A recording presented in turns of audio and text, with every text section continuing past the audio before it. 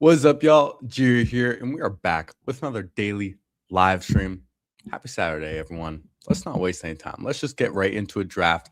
I was going to do some DraftKings today, but I saw the puppies almost full. So I kind of want to get in some puppies, and it's Saturday. So probably going to do a longer stream today, and let's just have some fun. Rip some puppies, hang out. I haven't done nearly as many this puppy as the first one. I've done 34 so far. The first one I finished with 126. So these ones I've mostly just been doing on stream or when I want to get in a draft randomly. But we'll hop in 10 seconds if you want to join. 10, 9. You can count your heads, okay? I'm going to hop in 10 seconds. All right. 3, 2, 1. All right, we're waiting for 3. If anyone wants to join, happy Saturday, everyone. Yo, we got Chad Candles in here. Long stream. Let's go. For the people, man. I see Chad's back on Monday, too. Happy return. Welcome back to the streaming streets. We've missed you. I'm sure you've missed streaming as well. But great to see you in here, my friend. Hartman, how we doing? Danimal, what's up, bro? Jamie, out here. Happy Saturday, everyone. And look at this. We got pick 11. Love to see it. I actually did. Man, y'all know I've been trying to hold off on the BBMs a little bit, but I can't help myself Friday night. Like late night Friday, I can't help myself when it's like 11 p.m. I have to get in a draft because it just, the EV is just there. Okay. So maybe I'll go over that team after we make our first 2 picks because we also got pick 11 in that draft as well. And look at that, man. We got 11 people watching. A lot of 11s going on. We got Texas Fox right next to me. Libra next to us as well. So got some drafting neighbors. But that's no deterrent for us. We're going to be out here grinding these drafts. And we're shipping it this year, man. We're shipping it. Absolutely. So happy Saturday, everyone. And let's get some drafts going. You got the kitties playing in the background too. Oh, Dan's just sitting on the couch too. I don't know if y'all can see that, but he's just sitting right behind me, man. So we got the squad out here. Good vibes on a Saturday. All right. Draft is underway. Nothing crazy so far. I kind of like these like it's noon here on the West Coast, and I'm telling you, there's something about these weekend afternoon drafts where I feel like you get some weak lobbies. You know, you got some casuals just chilling on the weekend, ripping some drafts when they finally have time. And hopefully we can take advantage of that today. Pretty standard so far, though. Nothing out of the ordinary. Also, I want to talk about this Best Ball Muse thing as well. It was brought up in my stream yesterday. I think Levernucky brought it up. But I looked into it a little bit and very, very interesting. All right, we're not getting fancy. We'll take Gene T and we'll be happy about it with our first pick. And if James Cook can come back to me, that always feels the best. If not, might just get a little weird and pull someone up. We did that yesterday with Pickens, and it was kind of fun, actually. The team turned out kind of nice. And I'm tempted to do it again. Let's start off weird, man. Let's start off weird. Let's pull up Pickens again. We did this in our last puppy, and I kind of like how it turned out. We'll do a little refresher for everyone. But this is the one that we did at the end of our stream yesterday. We were very sleep deprived, and we felt like getting weird. We started James Cook and then got George Pickens just to get a little weird. But we ended up getting Javonte and Dak Prescott as well. So it kind of worked out with getting a unique pairing of players right there. Always pretty fun. Yo, what's up? What's up, Taking Dollars? On your way to a grad party, EV incoming? My goodness. Love to see it. Happy graduation. Yeah, this is the draft I did last night. I got a little weird too, okay? We get weird late at night. Just look at my tight end rooms first. We have Gadsden, Dulcich, and Eric Gall. Yeah, Chad Candles, this one's for you. We got the Dulcich for you, okay? We thought of you when we made this pick. No one loves Dulcich more. And then we got weird. We got Eric All, okay? First time drafting him this year, and I kind of just felt like getting weird. But it was a pretty sick start. I mean, if you look at this, we were in the 11 hole. We started with CeeDee Lamb, Ashton Jeanty, and then we got ETN at 35, Higgins 38. I was one pick away from getting Devontae Adams at 59. That would have just felt so nice. Burrow, Dowdle, Pearsall. It's a solid team. I like it. And yeah, it's fun getting a little weird late at night. Yeah, Dulcich best pick on the board. Do people still say things like Jiri in the house? I don't know. Did I say that? I wouldn't be surprised if I said that. First down fantasy is ready for the Cade Otton click. I haven't even been clicking him that much lately. I've been getting them pretty different with the late round tight ends. Honestly, they kind of all just feel like good picks down here. Like, we got Chad Candles' boy Dulcich. I've been drafting Cade Otton. I also like Pat Freiermuth too. I like Terrence Ferguson. I like Gunnar Helm. I like AJ Barner. Hawkinson and Schultz, I'm not too excited about. Ken Sadiq, I'm not too excited about. Hunter Henry, not so much. But I like Juwan. I like Brenton Strange. Y'all know I get chiggy with it. So there's a lot of tight ends I like down here. And then sometimes you just get a little weird, okay? You get some Eric All. You know? Take a little upside swing. I haven't really drafted much Mike Gesicki this year. Doesn't excite me too much as a late round tight end. And you never know. Good offense in Cincinnati. They use a ton of tight ends as well. So we'll just mix it up a bit. 2 picks away. We got weird. Ashton Jeanty, George Pickens, all right? In our BBM last night, we got Ashton Jeanty, CeeDee Lamb. So a little flip-flop right there. I kind of like that. Now, I haven't been taking a ton of Josh Allen. I'm tempted to on this team. But I kind of, you know what? Let's get Josh Allen. Let's not overthink it. Let's just get a share of Josh Allen. I haven't drafted him much, and let's mix him in.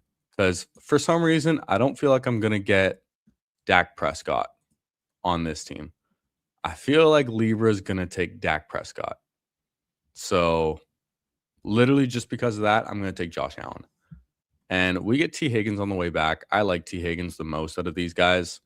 Tempted to take Josh Jacobs, but I think I want to stay strong at receiver.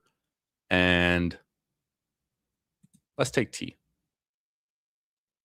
Yeah, let's take T. How much Josh Allen do I even have? Let's see. It is not a lot. 251 teams. I am a degenerate. And I have 3% Josh Allen. So let's mix in a share. He's been falling a lot. Now, question of the day. I want to know, has anyone learned something interesting recently? Has anyone learned something new? Could be anything. Not to do with fantasy football at all, but anything in life where you're like, oh man, I can't believe I didn't know that. I'm so interested to know. I mean, I'm learning all about the World Cup. I don't know much about soccer, but I get a lot of people telling me I look like Erling Haaland even more. My neighbor actually asked for a picture with me yesterday. It was pretty funny, heading down to my car. And my neighbor asked for a picture with me to send to his nephew. Absolutely cracks me up. I still got to go downtown Vancouver and check out everything going on with FIFA. It's been getting pretty lit. But apparently Canada actually has a chance of advancing if they just tie in their game, in their next game because of goals scored or something like that. So, hey, we're learning new things about new sports.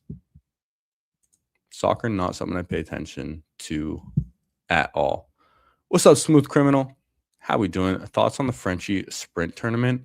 Not something I'm going to be doing. Not too interested in it. Let's take a little look. We have a lot of time in between our picks. Yeah, Frenchie Sprint. I don't know. 150 seat finals a lot. Or sorry, 150 seat max entry is a ton. You can slow draft these as well. So I'm pretty sure a ton of people are going to be doing that. But 20K to first, not too exciting for me for something where you need to hit the nuts. Like 37.56 final for only 20K up top doesn't really excite me. Like you need the absolute nuts of nuts just to get 20K. At least in like the puppy, I can win 100K. So Bukowski, some cats are allergic to people. Not my kitties, man. They're the best. And we're seeing Travion Henderson fall in this draft. Oh, look at this. Libra took Dak Prescott at 57. Oh my God. Did I call it or what? Okay, did I call it or what? Now, I'm tempted to take Bucky. I don't take a lot of him. But we're in a puppy draft. Why not? I don't take a lot of Josh Allen either. So sometimes it's fun when I'm getting extra weird, pulling up pickings to take guys that I don't normally take a lot. So let's take a share of Bucky at pick 59. And I don't think I'm going to be interested in Burrow on the way back on this one. I think I'm going to push quarterback. And let's take Carnell Tate. We'll get a share of the 4th overall pick. And pretty fun start. Pretty fun right here. A blue whale's heart is so large that you could crawl through its major arteries. Wow, that's a fun fact, dude. Thank you for sharing. If anyone else got more fun facts, I want to hear it. But so large that you can crawl through its major arteries. That's insane, man. Imagine what that would feel like. Is that what like being born as an adult would feel like? You know, if you crawled out or something like that. That's the closest thing I can think of. But that's a massive thing.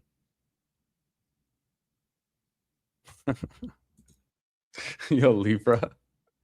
Only took Dak because you're listening. Man, I wouldn't have taken Dak at 57. I would have tried to take Dak at 81 if I were you. But hey, do you. Do you. You got Parker Washington on the way back too. So yeah, nose ball. That was pretty funny though. I can't lie. For the bit, it was funny. Taking Dak right there at 57. Definitely makes me feel happier that I took Josh Allen. And yeah, I'm liking that. Also, clearance is not happy that Burrow got sniped. 1 pick unstacked, but does get Daniels to stack up here with Terry McLaurin. So that's a pretty good consolation prize. Can't really complain about either. There's a movie coming out soon about that and being swallowed by a whale. That's insane. That would be kind of interesting, man. Whenever I hear like blue whales and stuff, I think about out here in Vancouver, we have the University of British Columbia, UBC, and there they have a giant like skeleton of a blue whale hanging in one of the museums. It's pretty sick. And that thing is massive. It's mostly real too. And then some bones of it were like fabricated, reconstructed just to make it whole. But that thing's pretty insane, dude. Big ass animal. Okay, and interesting here in the draft, we see Alec Pierce and RJ Harvey go at 77 and 78. We've been seeing them fall quite a bit.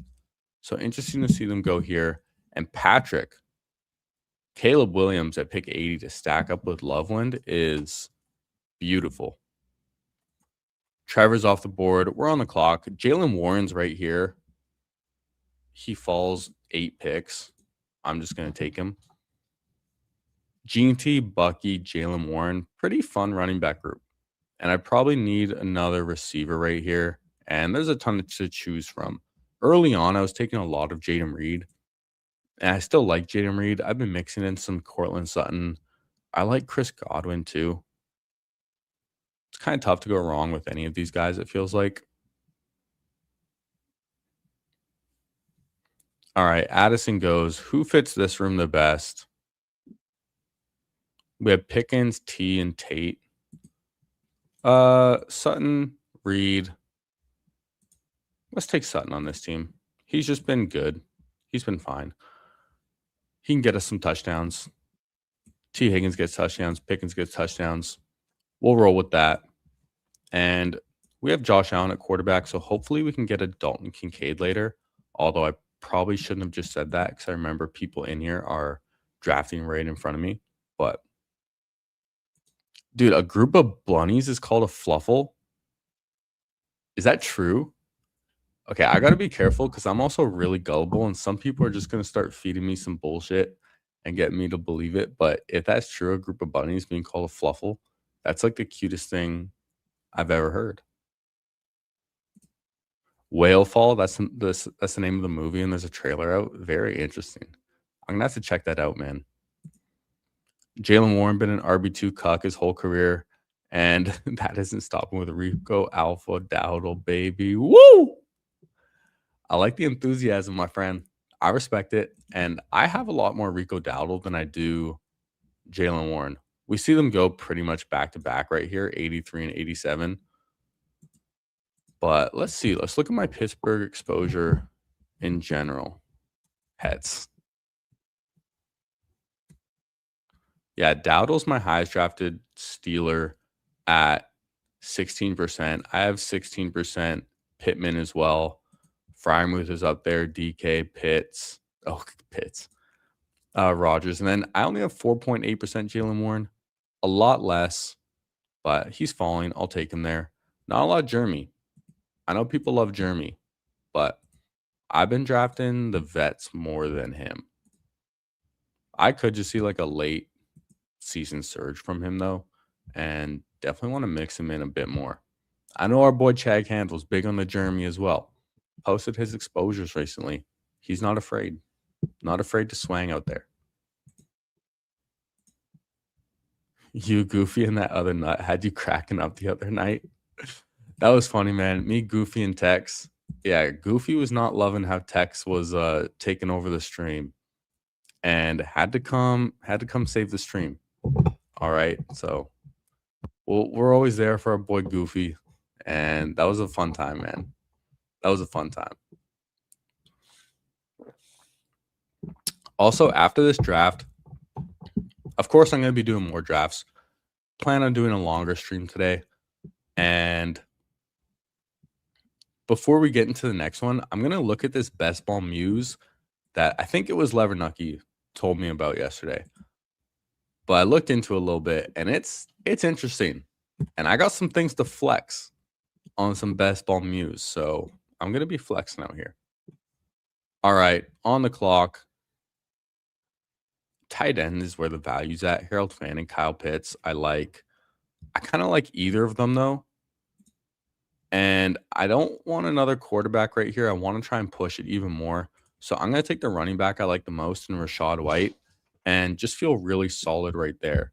When I have Gene T, Bucky, Warren, and White, I'm cool just getting a fifth running back late and stopping there. Receiver, I don't love the value right here. I like it later a little more. Harold Fannin went off the board, and then Jonathan Brooks. So I'm going to go ahead and take Kyle Pitts. When I have Josh Allen as my quarterback, I can push it more. Maybe Baker Mayfield even falls back to me. I've gotten him in the 130s a couple times. So, oh, it was King. Gotcha. Yeah, it was King who brought it to my attention. Thank you for setting the record straight. But yeah, I'm going to be bringing that up after. It's got some things to flex on some best ball muse, you know. Rico is the new Big Najee. Yeah, Rico's actually good at football, though. He's just been good. That's the thing with Rico is he's just been good. And I'm going to keep drafting him for that reason. He's a dog, too. And always seems to have a chip on his shoulder. Same thing with Jalen Warren. Like, I think they're both probably just going to be good picks, and I think their ADPs are both fine.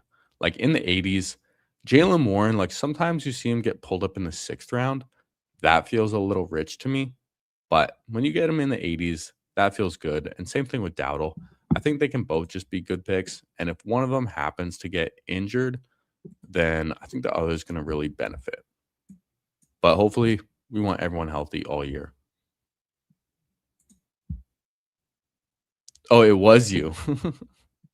I thought you were talking about the guy in our chat, King. Hey, respect. Appreciate it. I thought so. The cats have been good, man. Cats have been great. They're hanging out in the background. They've been going a little wild too, as always, man. But they're so sweet, man. Who's up there chilling? Dan's just up there chilling, doing his thing. We love to see it, man. We love having the cats in the background here. And thank you to Best Ball and Call, who's always. Oh, what did I just do? Did that mess up the stream? Fuck. I accidentally pulled the tab out of the rest of my browser. Anyways, appreciate you, Best Ball Call, for always checking in on the kitties, man. No one appreciates the kitties more than you. All right, we're a couple picks away. Quarterbacks have gone off the board. I'm not too desperate for one, though.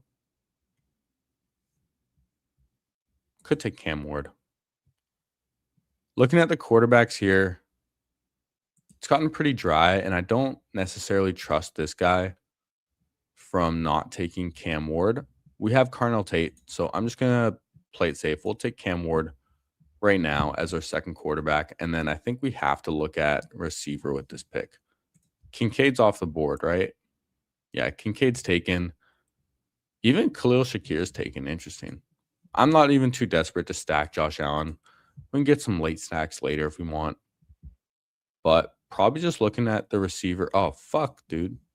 I was going to say, look at the receiver I like the most, Rashid Shaheed, but he gets taken. This is kind of a Stephon Diggs-esque team. Yeah, out of like all the guys, I guess Diggs is just the pick. We don't need a running back. We don't need one of these tight ends when we have Pitts. We'll take Diggs. Kind of wish maybe I took Jaden Reed instead of Courtland Sutton now that we get old man Diggs. But that's fine. He takes the Rashid Shaheed, Sam Darnold stack right there, which I've done before too, and I respect it. Can't complain whatsoever. But it's kind of a fun team. And there's some Bills players that we can get later too. Maybe even mix like a Skylar Bell or something like that. Haven't really drafted him much. Heard that him and Keon are kind of competing for like that wide receiver 3 job. And I mean, Keon literally got benched last year, so might just win that. And I haven't been drafting a lot of Khalil Shakir, so maybe Skylar Bell's just a dude. Probably want to mix him in a little bit. Yo, what's up, Wilson? How we doing? Great to see you out here. Happy Saturday. I definitely we're gonna draft some drafts today. We're doing a long stream, but I'm definitely gonna have to get out and touch some grass after this too. It's a beautiful day out here. Gotta take advantage of it too. Now, man, how high is Chig Okonkwo gonna end up going? And why all of a sudden is he going in the 140s? I was clicking him in like the 150s, 160s in this back turn, like every single draft almost. Now he's getting really expensive. He's going above Dallas Goedert. Wow, Goddard at 144 is a pretty sick price, especially when you have Hurts. Yo, this guy's kind of cooking. And pulled up Smith too. I like it. Getting weird. Yo, this guy's kind of cooking right now. Can't argue with that, man. Kind of cooking in the one hole. Needs to get a little catch up at receiver a bit. I don't know about the Bryce Young. Why'd you take Bryce Young as your third quarterback unstacked? I don't know. I would have taken another receiver, but thank you for your donation, hopefully. All right, we're a few picks away. We have Josh Allen, Cam Ward at quarterback. I'm going to stop at 2 here. Whenever I have Josh Allen, doesn't really matter who my second quarterback is. I'm going to stop at 1. Or sorry, stop at 2. All right. I'm not interested in running back. There's a ton of tight ends still here. I think the value is just at the tight end position. And then come back with a receiver with our next pick. So let's take Strange. I like Strange more than Henry. I think he has more upside. Hunter Henry also has the same buy as Pitt. And then going to be looking at receiver, Denzel Boston, Ryan Flournoy. One of these two guys. Interested in one of these two guys. We don't need any of these running backs in this range. They're really not that different from guys going in like round 16, 17. But we'll get a share of Ryan Flournoy. We have George Pickens as well. So there we go. We're stacking up these Dallas receivers. Just getting a little weird. This is a fade CD team. Maybe CD just completely falls off and he's an old man. And now we have Pickens getting weird and we have Flournoy taking over. Don't really have much week 17 correlation on this team, but that's not everything. We're trying to draft good teams too. What's up? What's up, Eroling? I'm not going to pronounce that. I'm just going to call you Error. Or The Poodle just dropped. Interesting. Is that the $7 contest? We'll check it out. But yo, what's up, Kale? How we doing? Happy Saturday. Great to see you in here. And we're going to be doing a lot more drafts if you want to hop in too. But a Poodle just dropped, allegedly. And my goodness, 20 entry max, $7 entry. Let's look at the structure. 40K up top. Is there a min cash? There is a min cash of $7 to get your money back. 2 out of 12, 1 out of 6, 1 out of 5, 310 seat final. So this is pretty similar to like the Pitbull, except the final size is twice as big. Is that what I'm getting at? Let's see the Pitbull. Yeah, 1 out of 6, 1 out of 5, 156. So pretty much the same structure as this, but twice as many entries for like a third of the price. Interesting. I don't know if I'm going to do this. I just haven't been doing too many of the, 6 entrants in here. We could get in the very first Poodle draft. That would actually be interesting. It's probably filled by now, but maybe I should have gotten in the very first Poodle draft. That would have been a fun little flex. What's up, Hallie? How we doing? Great to see you in here. Happy Saturday. We out here drafting, still on our first draft, and going to be doing some more today too. Now, there's a ton of picks here that I still like. I like Trey Harris. I like mixing in some Tesla sometimes. Tank Bigsby's nice. Could look at a tight end. Jerry Jeudy's been getting hyped up a bit. We were talking about Jeremy earlier. Can always look at our third tight end. Cue up Greg Dulcich for our boy Chad. All right. Trey Harris goes. Isaac Tesla goes. I think, Tank would have been the pick for me pretty easily right there. I'm going to get another share of Jeudy. Not the most exciting pick, but we'll catch up a little bit. Get some more old heads. I mean, we have Jeudy, Diggs, Sutton. A lot of old heads in here. Even Higgins is getting up there. But I think I could look at my third tight end right now, or I could look at another receiver running back, but I think I'm going to push receiver and running back to my last 2 picks because there's some guys I'm thinking about. So we have Cam Ward. If Gunnar Helm's still there, then that's my pick. This guy has 3 tight ends, so shouldn't be an issue. Pretty easy pick right there, I think. Taking Gunnar Helm as my third tight end with Cam Ward. And then we'll finish off with 1 running back and 1 receiver. And got some guys I'm thinking about. So we're going to land this plane for sure. And hey, if you have not done so already, do me a favor. Hit that like button. Subscribe if you're new. We're out here streaming every single day. And we're getting weird in these streets, okay? We're pulling up Pickens to 14. Why?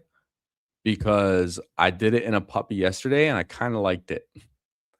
And I mean, we're on point with our intuition as well. You know, we took Josh Allen because I didn't feel like Dak was going to come back to me in this draft. And then Libra goes ahead and takes him at 57. So it worked out for us. We're in tune. I had a BBM draft last night where I took Ashton Jeanty and CeeDee Lamb. Got a nice little fall there. And now we're flip-flopping it today with taking Pickens. So we're getting all outcomes. 310 seat final for the Poodle looks solid. I like that number more than 750 for the puppy, that's for sure. But man, the 100K up top is nice. This one, what's the min cash for the final? $300 though. $300 for making the final is kind of nice. Because let's see, 7 times 20. Oh, gonna put me on the spot. 35, 70, 140, right? Yeah. $140. So you like double your money just for making the finals, which is kind of nice. See, I can math. Hell yeah, dude. Yeah, final $300 at least. So pretty much double your money for making the finals, which is kind of nice because a lot of tournaments are like you get your total dollars if you max it just for making the finals. So like instead of $140, you get $300. But I don't know. I might kind of prefer that money up top a little bit. I'm kind of in favor of top heavy tournaments a little bit. Maybe just because I'm trying to real win some life-changing money. Now it looks like Ray Davis is off the board. So not going to be looking at him as a potential Buffalo piece. He went at 191. Don't hate it at all. But I think I am going to go with, actually, I got to watch my mouth. These guys are in here. So I got to be quiet. All right, K-Tron goes. See what Texas Falk does. He takes Tua.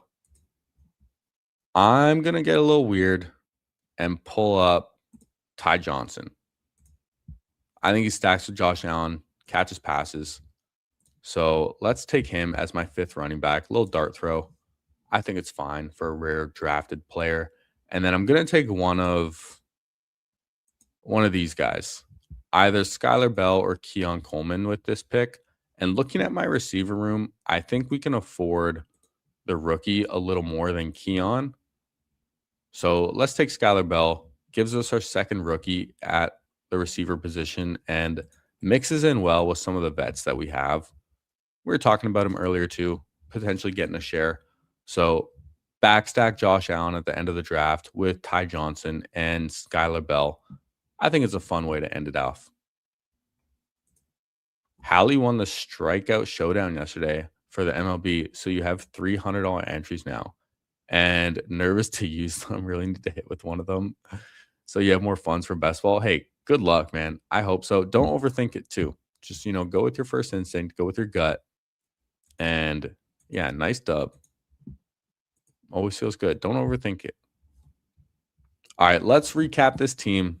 And then I'm going to flex my best ball muse for a minute because it's a bit of a flex. All right, quarterbacks. We have Josh Allen, Cam Ward. Whenever I draft Josh Allen, the rare times I do, I'm going pretty thin, so I'm happy stopping there. Running backs, Jeanty, Bucky Irving at 59. Don't have a lot of him either, so kind of leaning in towards him just being good on this team. Nice fall on Jalen Warren. Rashad White, Ty Johnson. I think it's a really solid running back room. I like it. Receivers, we got weird pulling up Pickens. Don't hate it. T. Higgins, Carnell Tate, Cortland Sutton, Stephon Diggs, Ryan Flournoy, Jerry Jeudy, and Skylar Bell. I think it's a pretty solid receiver room. Well balanced. I don't think we're sacrificing too much EV, pulling up Pickens, and just lets us get unique too. Tight ends, Kyle Pitts, Brenton Strange, Gunnar Helm.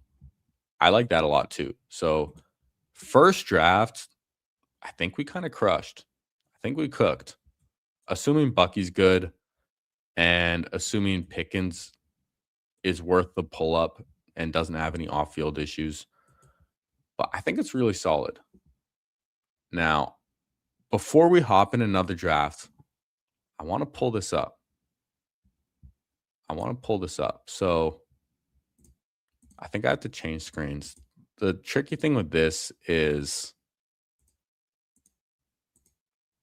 I'm streaming on the same laptop. So when I bounce back to look at the chat, then you see everything. But anyways, we're at Best Ball Muse now, and I want to go over this. So this was brought to my attention yesterday, where you can search up any Best Ball Mania drafter and your 3-year advance rate, and just tells you about them a little bit.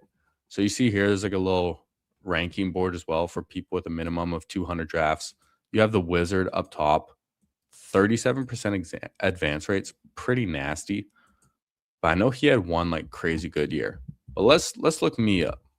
All right, we're gonna look myself up. And look at this. This is big flex. Okay. Top 5%. We're talking top 5% of 400 plus team drafters. Absolutely cooking. All right. Absolutely cooking.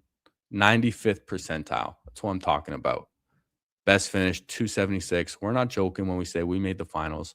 Only $6,000 though. Like, man, the thing that hurts about this the most, and I know I've said it, but in week 16, I had the second highest scoring team according to the BBM DB.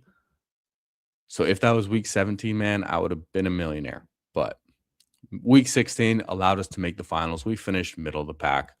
And then, yeah, I got some like player stuff here. But one thing that's interesting, best strategy, double wide receiver start. Your double wide receiver start teams advanced at 27.1% versus 14.9% of the field. That's kind of crazy to think about, that me starting 2 wide receivers is almost twice as good as other people starting 2 wide receivers. So, hey, we know how to draft some late round players. All right. Kale says, look his up.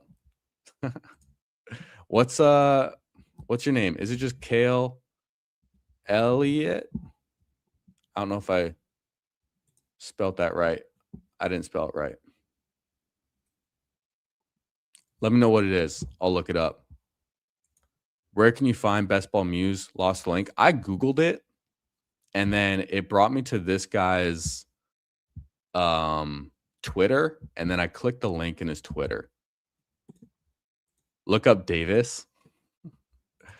I'm probably going to spell this wrong. Davis Matic. Did I spell that right? I did. Wow. 25th percentile. All right. Not great for advance rate. But hey, who cares about advance rate? 14.7%. Best finish week 16. Best strategy is late round tight end. So, hey, Davis good at getting these late round tight ends. But yeah, not as great. $75 won as the best finish. Not the best. $75, my goodness. Can you post the link in the chat? Yeah, I will. I will in a sec. Kale Elliott. 2 T's. Okay. I think that's maybe what I messed up. Let's see Kale. Kale Elliott. Did I spell that right this time? Oh.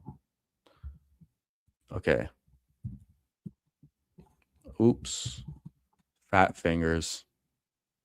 All right, there we go. Top 35%. Not bad. Not bad.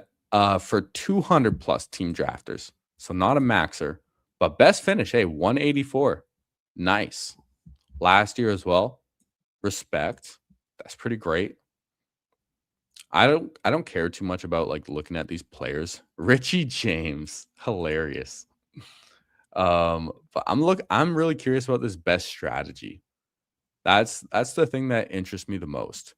Your late round tight end teams advanced at 26.8% versus 18% of the field. Not bad getting those late round tight ends.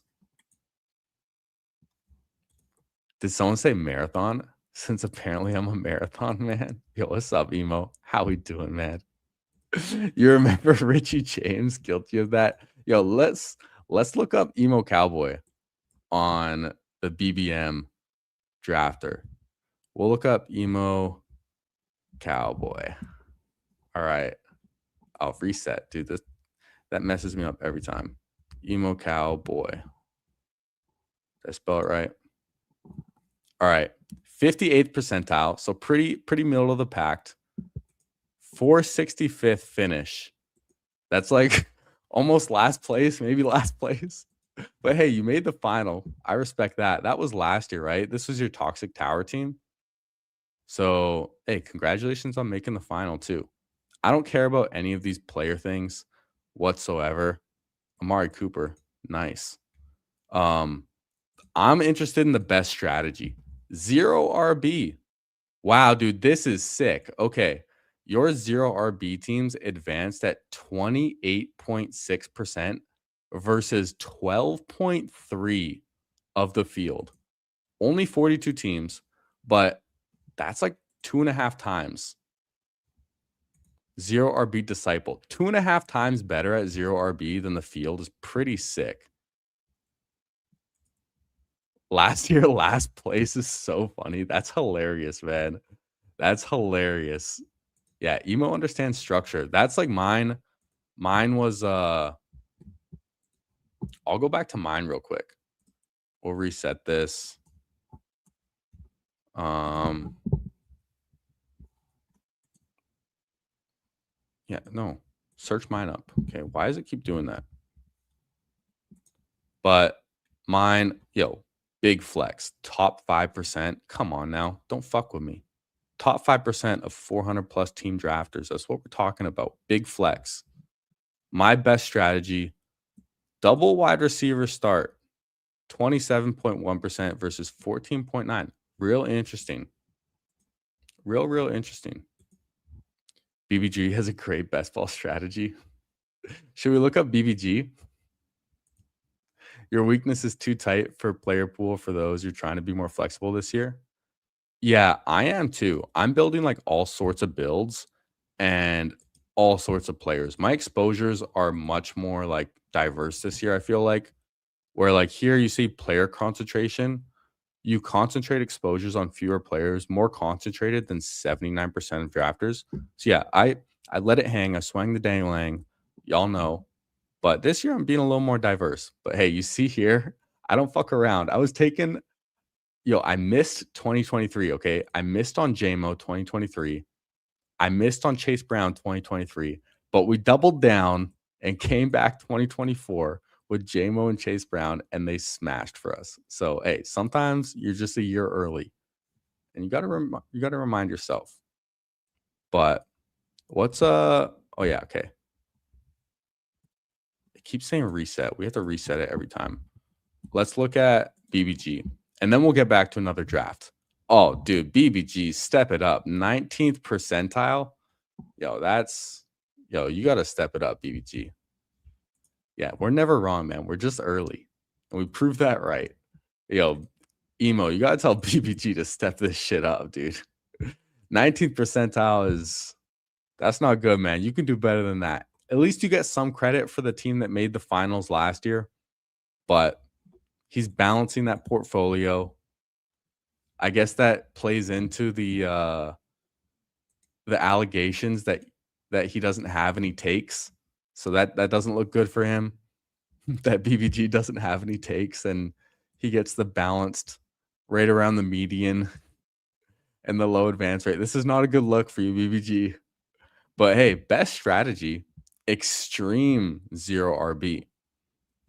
I'm curious to know what this is defined as compared to regular 0 RB, because we saw Emo's was 0 RB best strategy, but extreme 0 RB. I'm really curious to see what that is. BBG don't give a fuck about advance rate. He's all about first or last. I respect that though. I do respect that. Absolutely. Now, let's go ahead and get back to a draft. Let's get back to our regular scheduled program. So we'll remove this and then we'll bring up a draft. This is still the one that we were in last time, but we'll hop in a new one. So for everyone who wants to join, we'll do a little countdown. I'll join in 10 seconds from right now, starting with 10, 9. Y'all can count in your heads. I'll start counting at 3 seconds. But we'll jump in 3, 2, 1. Hopping in this puppy, waiting for 9, waiting for 8. So if you want to get in a draft, hop on in. A lot of friends and family room in this one. Yeah, very on brand for BBG. Goes thin at 0 running back compared to you, pushes it further in less quantity. Hey, I respect it. And you might just need that this year because a lot of people are going really RB heavy this year and might just need that 0 RB. Yo, what's up, Sanka? Advanced rate bros love that site. No harm in that. I definitely fall into the advanced rate bro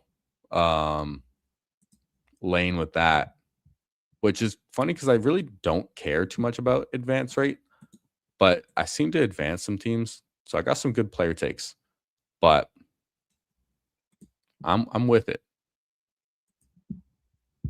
I saw Sanka was in that BBM last night that I did as well. So what's up, all vibes, no value? I love the name.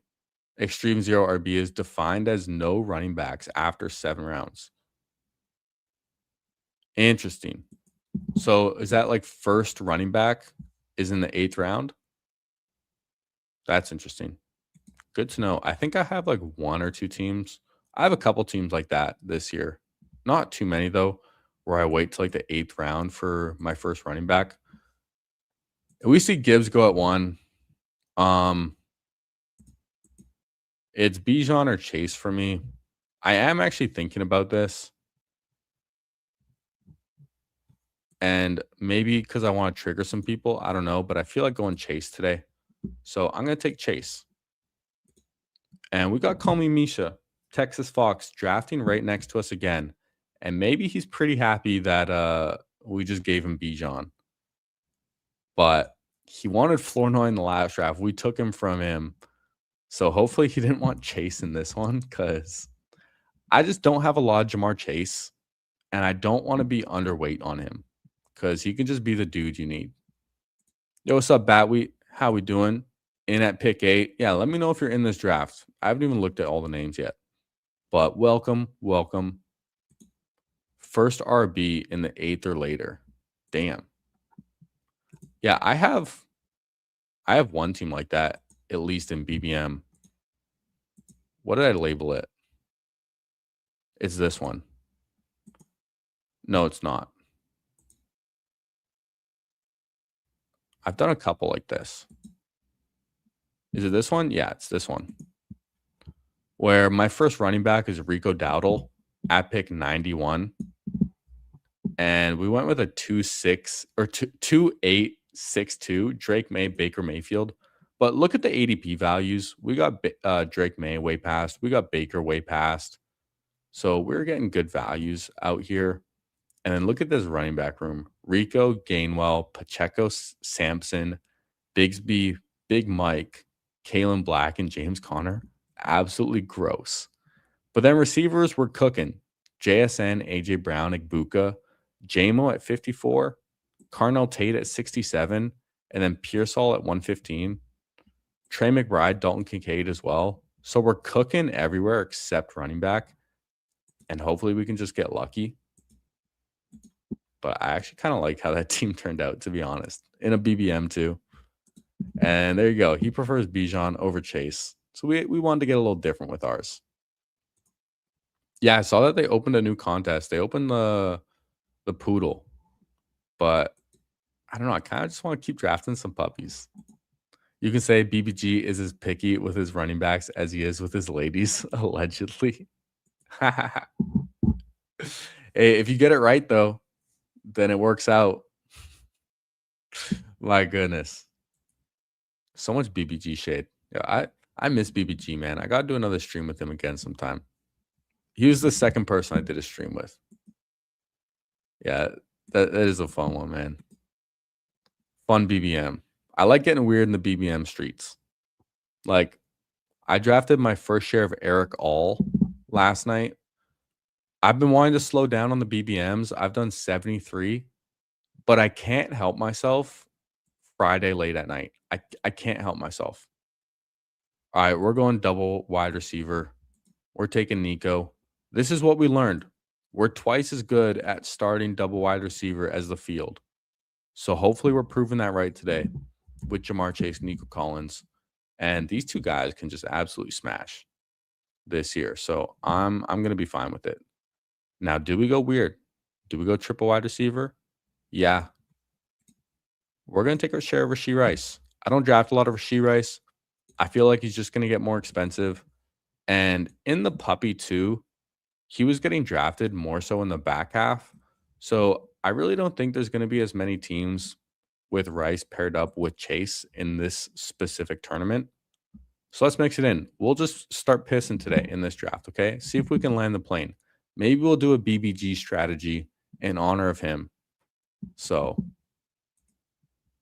Emo loves BBG. Known each other longer than PPR, and you bicker like an old married couple.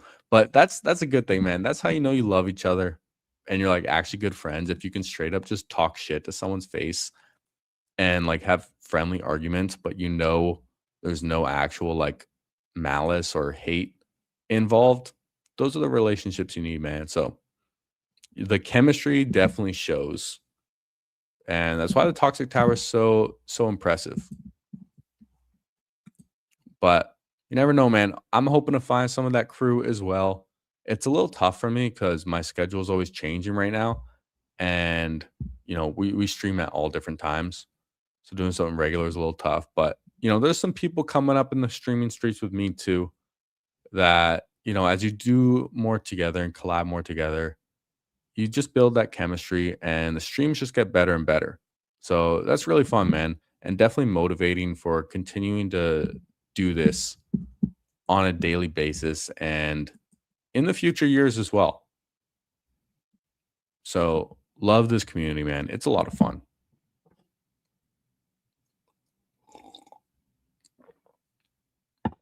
All right. Looking at this draft board, I'm the only one with the balls to start 3 wide receivers. I'm not afraid. We're pissing out here. Couple with 2, but no one's out here pissing like me. Finding a crew is so clutch, but really tough to nail down. Famously, TT has nearly died many times. That's fair. I mean, yeah, I'm sure it's hard to hold down. Like everyone has their own life. Everyone has their own like goals and aspirations. And especially like collabing, coming to like a consensus too. I'm sure it's difficult. Like having to do things and collab with people. I learned in the Pete Overzet Tout Challenge that it's not easy. Not easy to come out with a good product as a group sometimes. But it can definitely help. And I know the viewers really like collabs as well. So we're gonna keep doing them, man. And we'll find our little group. It is a one-on-one community, man. The amount of love in the community is pretty great, considering we're all literally competing against each other in this like really small niche. All right, Loveland goes. Y'all know I love JMO and I want to take him desperately, but I'm going to take my first running back here first in David Montgomery. I like getting Demo as my first running back when I start 3 strong receivers. It just feels really solid. And I might come back with a second running back, but if JMO's there, I'm tempted. He gets taken. Henderson, Swift, Toot are kind of my options right here. I don't feel so good about Henderson. Swift or Toot Toot has the higher ceiling, but I'm going to be boring in this one. I'm going to take Swift. It just honestly feels better. I want to get some more toot toot, but it just feels really solid having David Montgomery and DeAndre Swift as my first 2 running backs. And we see toot toot go right after. Can't blame him. Yeah, not easy, but the end result can be strong when it hits. Absolutely. And appreciate the support, man. We're just having fun out here. Time for the Iron Dojo. Hey, go get that lift, man. Go get that lift. I'll be joining you after this stream. But get them gains, my friend. Thanks for popping in. All right. Devontae Adams off the board at 54. He's a name, man. Like, I see him sometimes go at the back end of the 4 and sometimes fall to the end of the 5th. Like in the BBM that I did last night that I showed, he went at pick 58. I was at 59, man. I ended up with Rome, but I like me some Devontae Adams this year. Like, if he just stays healthy the whole year, he could get like 18 touchdowns. It's really not impossible for him to average a touchdown a game. Like, there were games where he got 3 touchdowns last year with like 20 yards. What's up, Kelly? How we doing? Montgomery and Swift are comfy clicks. Yeah, I agree. Like, I feel like part of our nature just wants to get the high upside in Tootin and Henderson.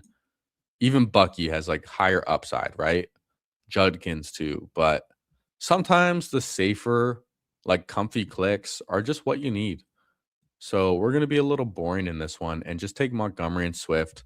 Like, does it not just feel good having these 2 guys as your first running backs when you start 3 straight receivers? Like Chase, Nico, Rice, they're all just great. And if Monty and Swift, if they hit their ceiling, if they stay healthy, then I think it could just be a good team. And hopefully we can hit on some late round running backs for the upside instead of these mid round running backs for upside. And exactly, BBOC, need some veggies sometimes. Sometimes you need those veggies. And we ate them here, man. We got our broccoli. We got our carrots. And we're feeling healthy with this start. Pretty fun, too.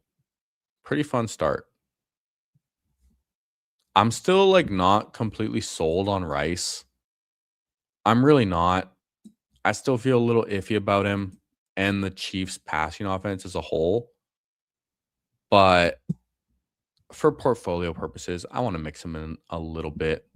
And I feel like he's just going to get more expensive. So getting some shares while he's still cheaper, I think is smart. And we took him over Devonta Smith. Like, Devonta Smith is good and might just straight up outscore Rice. But if Rice can escape karma, then he's probably just going to smash this year.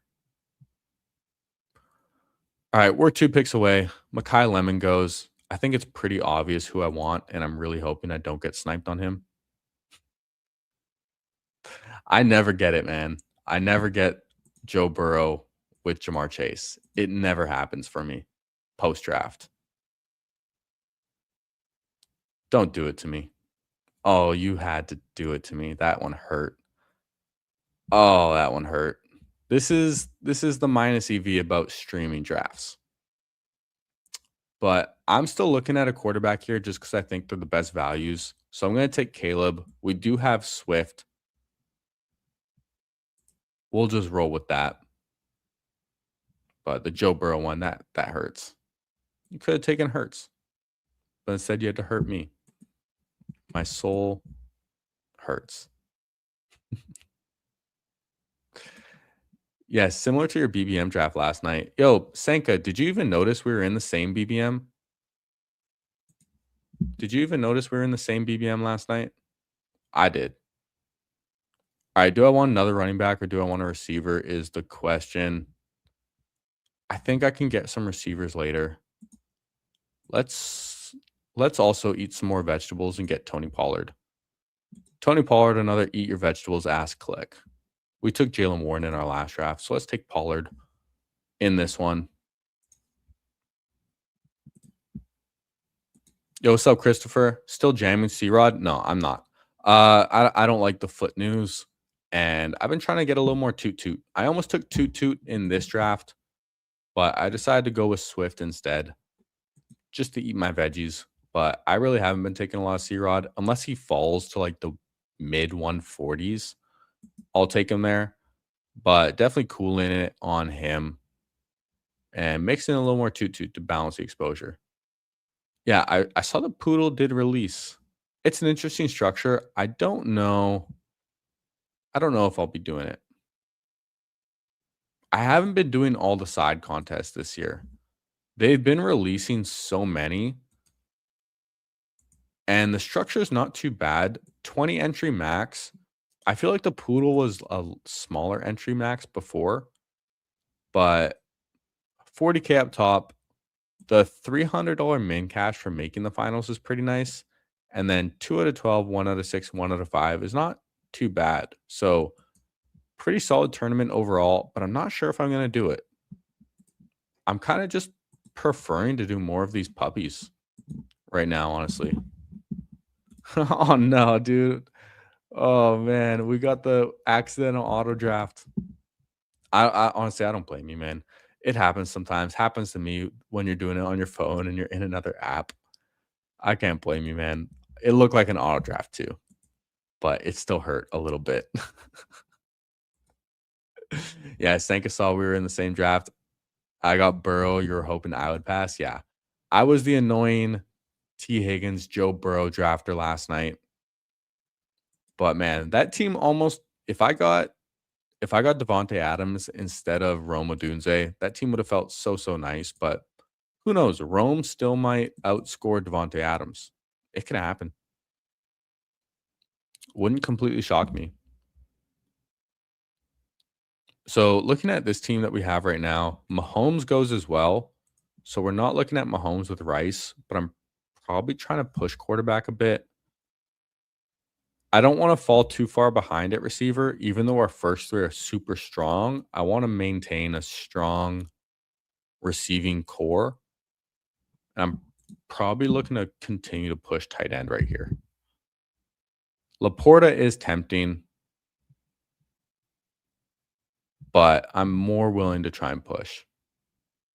Josh Downs goes, okay, it's kind of gross right here. This is a gross range, dude. I don't like the receivers here at all. All right, screw it. I'm taking Laporta. I'm thinking about running backs too, but Dobbins doesn't really excite me. Gainwell, I don't think fits this team. So let me get the tight end first, and we'll take a receiver on the way back. Double quarterbacks go. So we have our choice of receiver, and I'm tempted to go double Kansas City, but it also worries me a little bit. These guys are all gross, dude. I like Michael Pittman the most. I don't care. It probably doesn't fit this room taking Pittman as my fourth when I have like three solid guys. But looking at these receivers, I straight up just like Michael Pittman the most.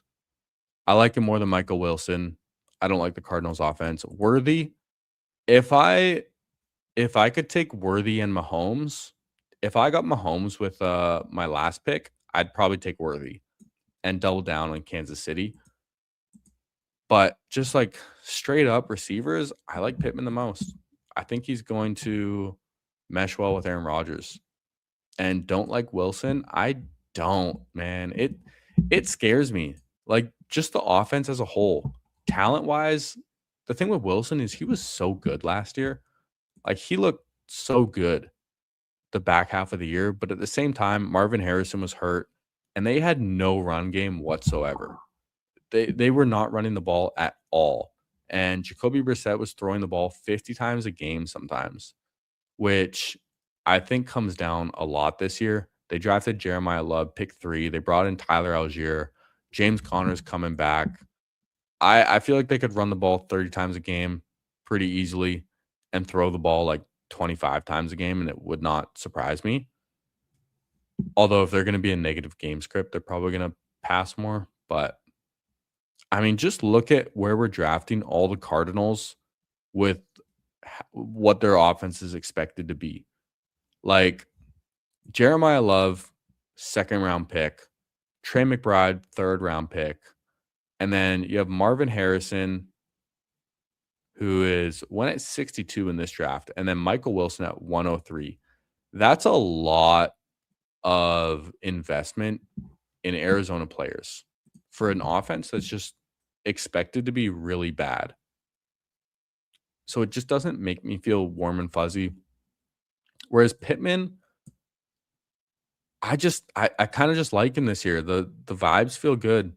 I feel like he's going to mesh well with Aaron Rodgers and Mike McCarthy offense. I don't think it's going to be the same old Steelers offense. I think their offense is really going to look truly different this year. And Michael Pittman's just a vet. And they desperately wanted another receiver, and I feel like they're going to use it. They have 2 strong running backs as well, but I just kind of like him the most. Now, locking back in here, we see Matthew Stafford falling like crazy. Kale gets a nice fall right there with Puka too. So feeling pretty good about that, I'm sure. Now, looking at our team, I'm going to need more receiver eventually. Or sorry, more quarterback. And I might just take one of them here, Baker or Shuck. Baker has the same bye week as Caleb, so I'm just going to take Shuck. Even though he's unstacked, we can get a stack later. And different bye week. I think it's fine. The other quarterbacks that we have available, I don't want to rely on Rodgers. I don't want to rely on CJ Stroud. I think Shuck's ceiling is just way higher. Stop 2 quarterbacks if we want now. And then I think we go with one of these running backs. We're either looking at JCM or Mason. Do I have a preference? JCM probably loses his job easier. But I'm going to take him. I think he has more upside than Jordan Mason. And I still want some upside in this running back room. When we have Swift, Montgomery, and Pollard, getting Jordan Mason doesn't add too much excitement there. But JCM, at least, there's a chance where he's just the RB1 in Washington and can really help our team.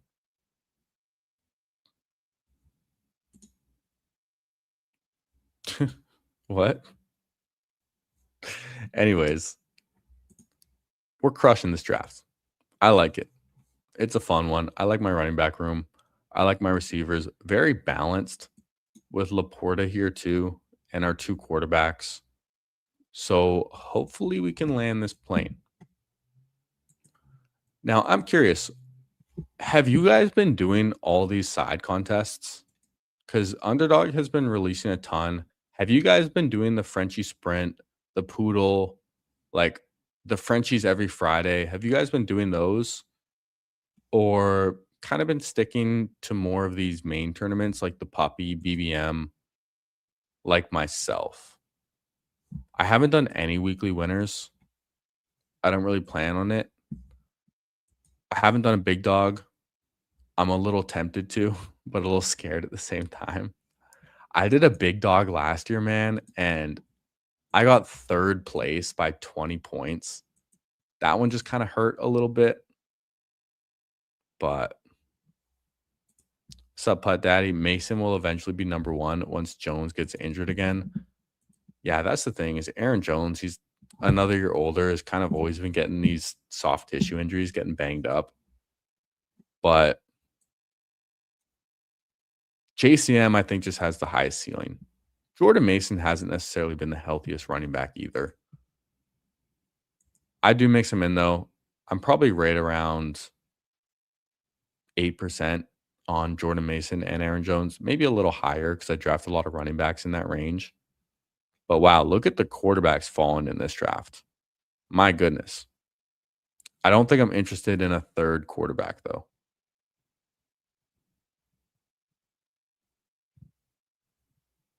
Malik Willis goes. I kind of want to see these quarterbacks go off the board, but it seems like these guys are all pretty content with 2. Chig goes. I want another receiver. I like McMillan. I'm going to take McMillan. Would have had a stack if we took Baker, but that's okay. Juwan Jennings goes, and then I'm going to be looking at Juwan Johnson. I like Juwan Johnson more than Sadiq, Strange, and Henry. So to me, it's not really a reach, even though the ADP doesn't line up completely. But the players that we're passing on, who are we really passing on? Because I'm not interested in a quarterback. These running backs don't really do much for me. So let's just take our second tight end. And if we want to stop at 2, we can stop at 2 as well. Sam Laporta, Juwan Johnson, I don't necessarily need a third. So I might just stop right there at 2. And I can stop at 2 quarterbacks as well. So maybe I have a bit of a luxury pick with what I want to do there. But I might even just look at a 2-7-7-2. Get 7 running backs when Dave Montgomery and DeAndre Swift are my first. And take some dart throws. Because the receivers that I have, I definitely don't need more than 7 on this team. Jamar Chase, Nico, Rice, Pittman, McMillan. Very solid. So this team is very balanced. Very balanced.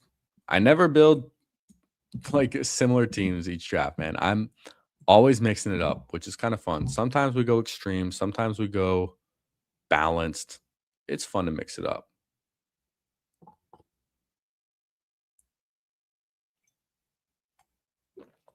All right. These quarterbacks are still here, man. I mean, if one of the quarterbacks falls back to me at 167, I'd probably just take him. Like Darnold, Stroud, Daniel Jones, Bryce Young. Even unstacked, the value might just be worth it. On this team, when I have a bit of a luxury pick too. But as we say that, these guys are just flying off the board. We got DDD cubed. Gets a little stack with Jadarian Price. So that's not bad. Get a nice little fall on Darnold as your second quarterback too. Very nice. All right, Sadiq goes, Schultz goes, Algier goes. Man, I'm curious. Does anyone have any summer vacations coming up or summer trips planned? Going somewhere new, exploring maybe a new area just outside your city. I'm curious to know because it's almost July. Summer's almost here. Although it kind of feels like summer now. The weather's just so beautiful. I think it officially starts on Sunday, though, no? The 21st, longest day of the year. So I think summer officially starts tomorrow. And if anyone has any plans or trips or anything like that, I'm curious to know. Because I have a couple things floating around. Might do a little camping. Might do a spontaneous little adventure trip. We'll see. I mean, here and around Vancouver, there's so much to do as far as like outdoor activities and camping and beaches and hikes. There's kind of endless summer activities. So going somewhere in the summer doesn't make too much sense. It's kind of better just to hang around and just enjoy the city.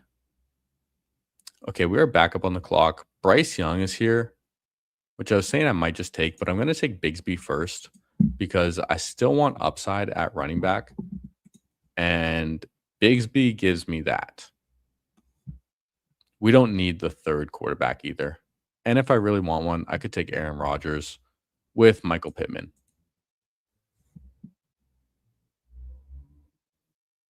But would I take a third quarterback? I'm not opposed to it. The running backs here aren't too enticing. Are they really that different from guys later? We have Dylan Sampson, Sean Tucker, or we can take Bryce Young. I'm not too interested in any of these receivers right here.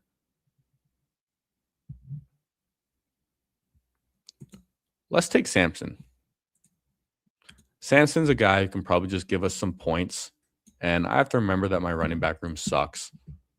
So let's just even that out right there. Take a little Dylan Sampson. He's boring. We could have taken Sean Tucker. Do have Jalen McMillan, but I didn't really want another week 10 bye week. And I think Dylan Sampson could just give us more of a floor of points than Sean Tucker can. And ultimately, with Chuck and Caleb, I kind of want to lean into 2 quarterbacks. I don't think we were getting enough of a fall on Bryce Young. Maybe if we got CJ Stroud to come back to me, I'd probably take him with Nico and David Montgomery. But I want to be decently strong at running back on this one. Okay, need to think about receiver a little bit too more. Because receivers, they dry up pretty quick. But there are some guys late rounds that I do like. Like there's some fun dart throws down here. For sure.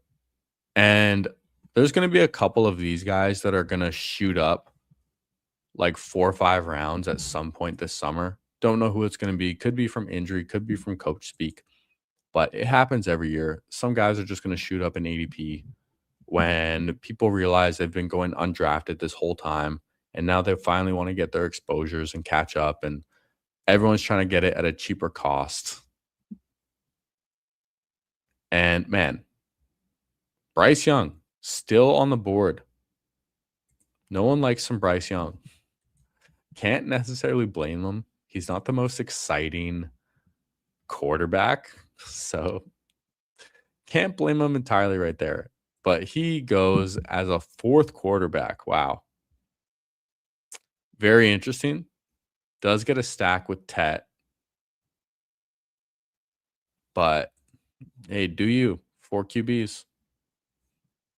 Do you? I'll stick with my 2 on this one, I think. Caleb and Chuck. Totally fine with me.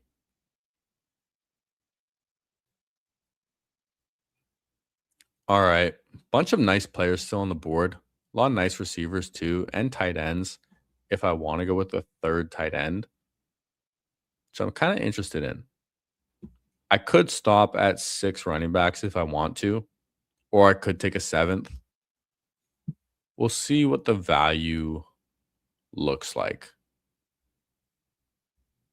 I'm also a little curious to take. Okay, I was going to say Ayuk, but Ayuk got taken.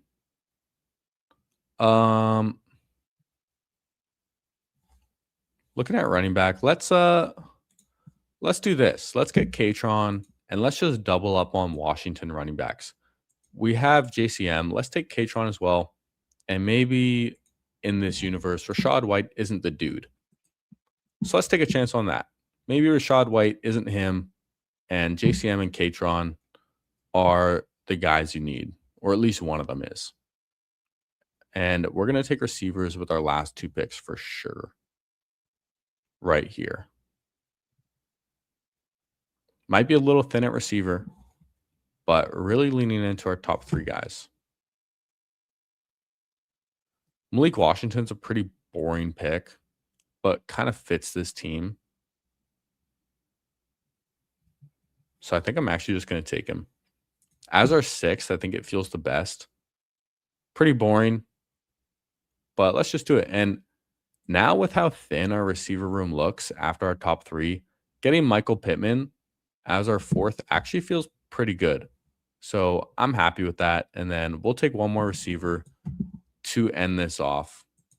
And hey, if you have not done so already, do me a favor, hit that like button, subscribe if you are new, and might just get in another draft after. Kind of having some fun today. So might keep it rolling and do another draft. Let's see, how many likes are we at? We have 30 likes, 30 people watching. Dude, honestly, I can't even complain about that. I was going to be like, oh, maybe I'll need some more likes and I'll do another draft. But you guys are kind of already crushing it. Not going to lie. Appreciate that a lot. So fuck it, dude. We're going to hop in another draft too after we make our next pick. And we'll keep it rolling today. Happy Saturday, everyone.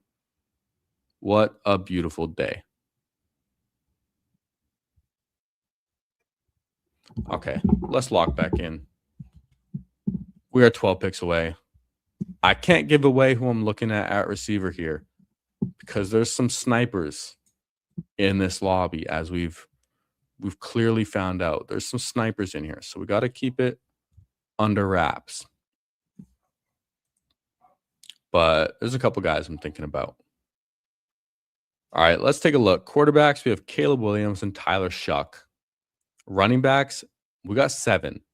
David Montgomery, DeAndre Swift, Tony Pollard, JCM, Tank Bigsby, Dylan Sampson, Katron Allen. So definitely hoping some of these guys hit. Our back 4, we have 2 bullets at the Washington backfield. I think that's fine. We have a elite handcuff and then a guy who catches passes. So receivers, Chase, Nico, and Rice as our top 3. That gives us a lot of flexibility. So makes me feel a lot better going thin with the rest of the receivers, with McMillan, Pittman, Washington, and then Sam Laporta, Juwan Johnson. I'm totally happy stopping at 2. So I think this draft is coming together pretty well also. All right, a few picks away now. And then we'll draft our 3rd receiver. Who do you guys love as far as receiver clicks down here? I'm curious because there's a lot of like questionable vets like Troy Franklin, Pat Bryant, Kayshon Boutte. Like these guys can just be all good picks. I'm going to take Vele as a little stack with Shuck. And I know a lot of people are hating on Vele, but I think he can just be a decent pick this year. And in round 18, I just think he's going to give some points. So I'm going to take him right here as a stack with Shuck. But there's a lot of like just decent picks and like fun rookies too. Chris Brazzell, Malachi Fields just went. Like Jacoby Lane, Elijah Surratt. These guys are pretty fun clicks. A lot of receivers down here. Just got a lot of upside. So there's some that are just really, really intriguing. And if anyone has any go-tos that they like, I'm really curious to know. I like Jalen Noel too, who goes to bat wheat over here. All right, let's look at our team. 2-7-7-2 quarterbacks. We have Caleb Williams, Tyler Shuck. At running backs, David Montgomery, DeAndre Swift, Tony Pollard, JCM, Tank Bigsby, Dylan Sampson, and Katron Allen too. Receivers, Jamar Chase, Nico, Rice, Pittman, Jalen McMillan, Malik Washington, and Devon Vele. Tight ends, we got Sam Laporta and Juwan Johnson. Pretty solid. Pretty balanced. I think it's a fine team. Not too special or anything, but it's a fun one. Now, how about we just hop in another draft? There is the poodle here. I know a lot of people like the poodle. Could do a poodle. The puppy, man, I just kind of keep leaning towards the puppy a little bit. But at the same time, like a 750 seat final, 1 out of 10, 1 out of 5. Harder to make the final, bigger final, but 100K up top. $400 if you make the final, which I think to max this, it's what, 750? So yeah, this tournament is much more top heavy. You know what? Let's mix it up a bit. Let's do the poodle. If anyone wants to hop in a poodle, let's do our first one. I haven't messed around with too many of these side contests, but first day it opens. Let's try it out. So we'll hop in 5 seconds. 5, 4, 3, 2, 1. Waiting for 7. If anyone wants to get in a poodle. Not the puppy this time. We're trying the poodle, okay? Because maybe, just maybe, there'll be some interesting drafts going on in the poodle. I don't think I'm going to do all 20 unless it just takes a long time to fill. But it's not bad. 1 out of 6, 1 out of 5, 310 isn't super high. 40K up top. I'll do a few of these. Why not? They're fun to do on a Saturday. And we get pick 3 as well. And we got the regular crew in here. We got Kale at 1, Libra's in here, Texas Fox, Sanka, Carved Muffin, Bat Wheat. Big Squeeze in here too. Yeah, I recognize almost every name in here. So Carved Muffin got in this one. GM, how we doing? Welcome, welcome. But I'm going to assume this is a lot of you guys' first puppy as well. Or sorry, first poodle. So happy we can all do it together. I'm going to refresh my page because I want to see how many entrants are in this tournament now. Let's see. Current entrants, 497. So we are the first 1%. We're in the first 500. That's pretty fun. All right. We got pick 3. Love to see it. Will we get another Jamar Chase? I wouldn't mind starting back-to-back drafts with Chase. And we do it. Hopefully Texas Fox doesn't time out on Burrow this time. Yo, what's up, Drew? How we doing? Good luck, good luck. Appreciate it, my friend. Happy Saturday to you. Got any fun Saturday plans? I'm curious. Because me, after this, I'm gonna procrastinate a little bit on some of the house stuff. I'm gonna push it off till tomorrow. But today, we gotta get outside. We gotta enjoy this sun. Gotta get in the gym as well. Maybe go for a little walk along the water. Do some of that stuff. Spend some time with the kiddies in the evening, of course. But I hope it's sunny. I hope it's beautiful where all of you guys are. And y'all can get some time out there today. But in the meantime, happy everyone is drafting with me, is hanging in the stream. It's fun to do early in the weekend. And honestly, I'm a little surprised more people don't stream like early on the weekend, because I feel like a lot of people kind of just want to like hang out a little bit, chill and draft and watch a stream like early in the morning on the weekend. I mean, I started at noon Pacific, 3 Eastern, so it's not really that early. But yeah, I woke up late today. I was up late, woke up late. Don't regret it. But we out here streaming. We out here drafting. I kind of like these lobbies too. Like weekend afternoon, sometimes they feel a little weaker. People get a little weird. We see Texas Fox pulling up CD. Very interesting. Getting weird already in the puppy. But I mean, I guess in this stream, been mostly drafting with people in the chat. So not getting too much of an advantage with the lobbies, but that's okay, man. It's fun just hanging out on the weekend. I was going to do some DraftKings today too.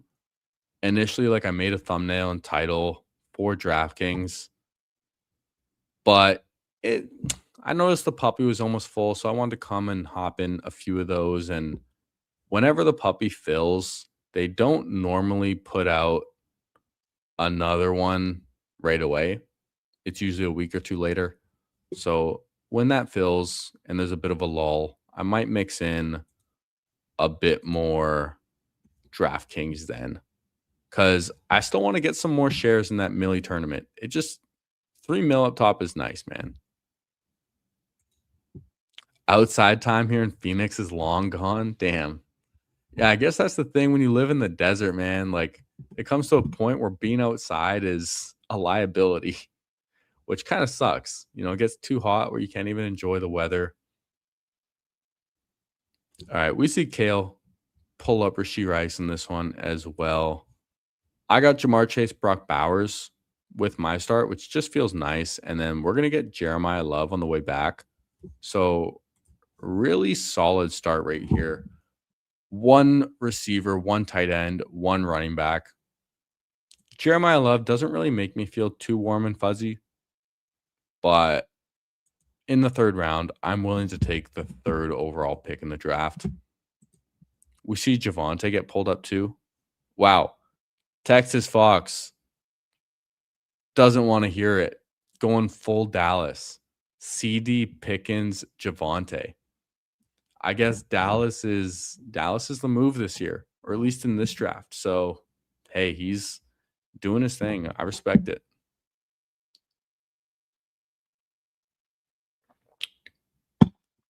Kind of a lot to invest in one offense, but hey, people were doing it last year with Chase Brown, and T. Higgins. Some people are still doing it this year with Chase Brown, T. Higgins. Although it's pretty hard now to get Chase and Chase Brown on the same team. So I'm pretty happy I have a couple BBMs and early teams with Chase Brown at like the 2-3 turn, because you can't get those combinations really much anymore. Yeah, you're definitely getting wild with it, my friend. Hey, I respect it. Y'all know I'm more than willing to get wild in these drafts and try different things. Did that Dallas stack in a BBM a few days ago. Not going to do it maybe ever again. But it's a fun idea. Yeah, you low-key him. Texas Fox. I respect, man. Now, are you going to take Dak at 44? Are you going to pull a Libra and take Dak 2 picks? Or sorry, two rounds above ADP? That would be hilarious. Let's see what Sanka does. The Cowboys offense, though, is just like really good. Like, it would not surprise me or anyone, I think, if they finish top 5 offense. Now, I'm kind of hoping Buddy Man takes Loveland because I took Bowers, so I can't take Loveland. At least I wouldn't. Taking his full clock and takes Loveland. Perfect. I'm going to go ahead and get Big Mike. I don't end up getting a lot of Big Mike, but I don't want to be completely out on him because he could just be really good again. Like, he's Mike Evans. He's a Hall of Famer. Similar to Devontae Adams. Like, these guys are just different, right? Or he could just be completely washed. It's one or the other. But I'm willing to take the chance and mix him in sometimes. And, man, the receivers are dead. All the receivers are gone. Don't love to see it. Am I desperate enough to pull one up? Or do I just take a running back? I have Jeremiah Love as my only running back so far, so I'm going to take David Montgomery just to balance that out a bit because I don't think Love is going to have the strongest start to his season. So getting David Montgomery to help early on, I think, is going to be good for this team. And then we see Buddy Man complete his team stack with Lamar Jackson, Zay Flowers, and Derrick Henry. People are really going in on their team stacks in this draft, which, I mean, I can't really argue. A little expensive, but pulling up Zay Flowers with Derrick Henry, when you get a unique JSN Derrick Henry team too, I don't hate it. I like the Loveland pick as well. Bucky continuing to fall slowly. Yeah, these drafts are really getting different, man. And y'all see with how many drafts I've done, I've been loading up on the early season drafts. I've done 253. Some of my exposures are going to be awful. Some of my exposures are going to be truly elite as far as CLV goes. So there's a give and take. It's definitely more risky to do the early drafts, but if you can hit the nuts, then, man, that'll be really good. And I have mentioned this once before, but with the BBMs, I don't think about this too much, but one thing I do consider sometimes is the regular season prizes for weeks 1 to 17. So this is total points. And you can still win 100K for the highest scoring team like it's a marathon. And the thing with this tournament being open the whole summer is doing the early drafts, you're going to get teams and unique combinations that you just can't get later, which I think gives you a pretty strong edge in the marathon component, where if you do hit the nuts, then your team's going to be much more unique for total points than the other like 80% of teams drafted. Because I think this is still only, 20% full. So I've done almost half of my drafts already. I'm definitely slowing down a ton on the BBMs, but it's kind of fun. Kind of a fun way to play it. Could go great, could go horrible. We'll see. All right. Just about back up on the clock again. No Burrow making it to us this time. The Higgins drafter takes him. Tyler Warren gets taken with Colson Loveland. I didn't want him. I'm not passing on Jaden Daniels right here. I love some Jaden Daniels. I think he's just a great price. And now I desperately need receiver. Receivers are going fast in this draft. My goodness. DK's already off the board. Lemon, Washington already off the board. The receivers are really flying. And I don't know if I can afford one of these running backs. I think I kind of have to take a receiver. Although I can double up at receiver at the next turn if I want. Ugh, dude, this is gross. It's so boring. I'm gonna click Sutton. It doesn't feel good. But as our third receiver, we just need one. I don't think we can afford any other position. We gotta catch up a little bit. So we're gonna do that. Yeah, we got Breaking Best Ball in here. How we doing?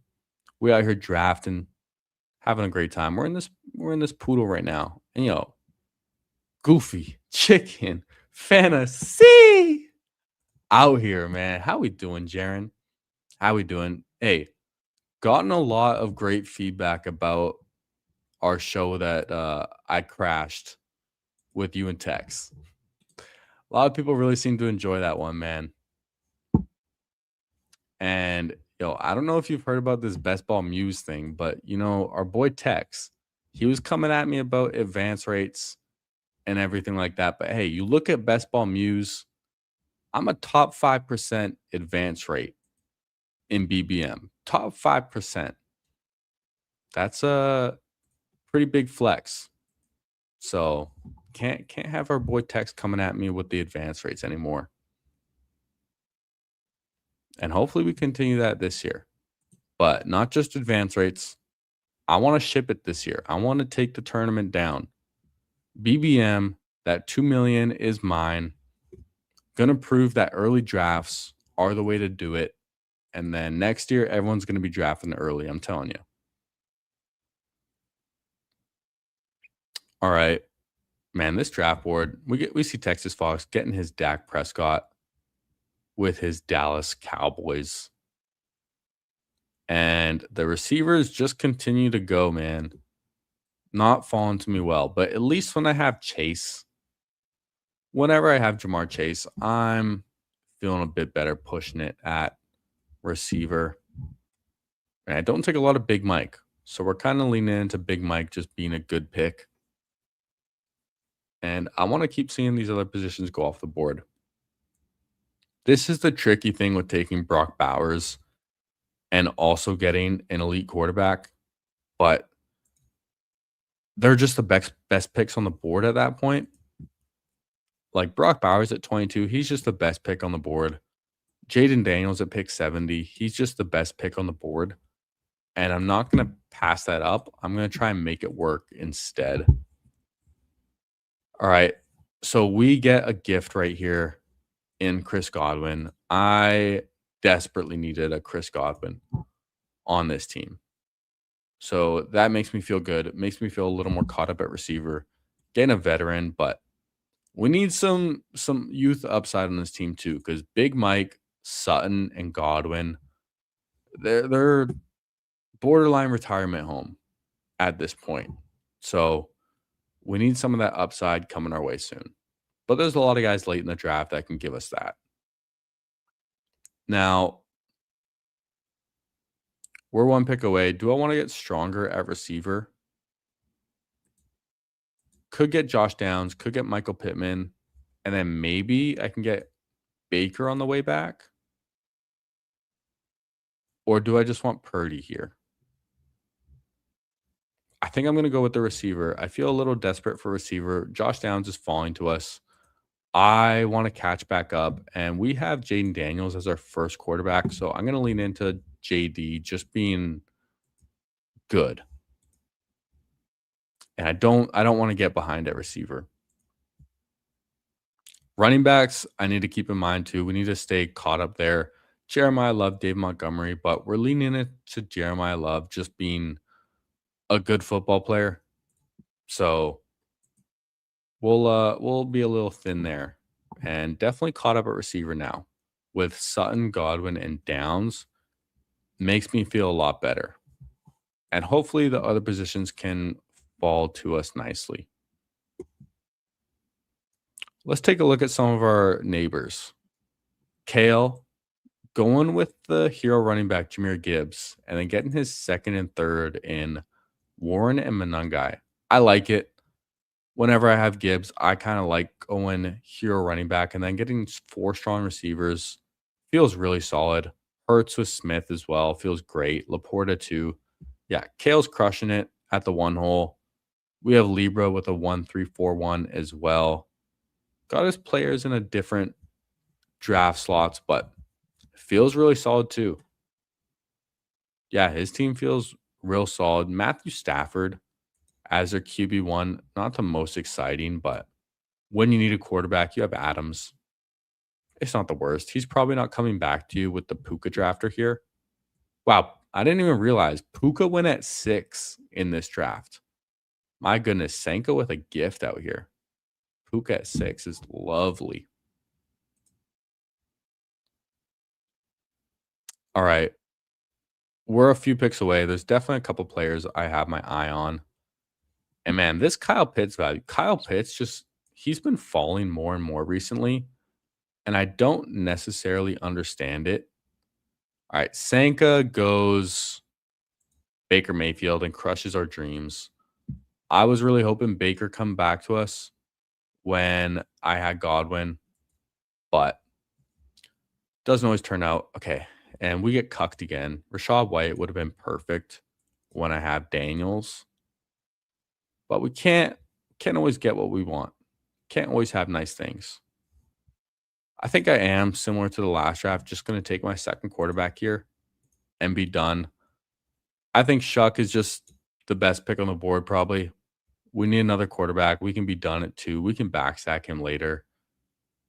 And then I'm going to be looking at one of these running backs.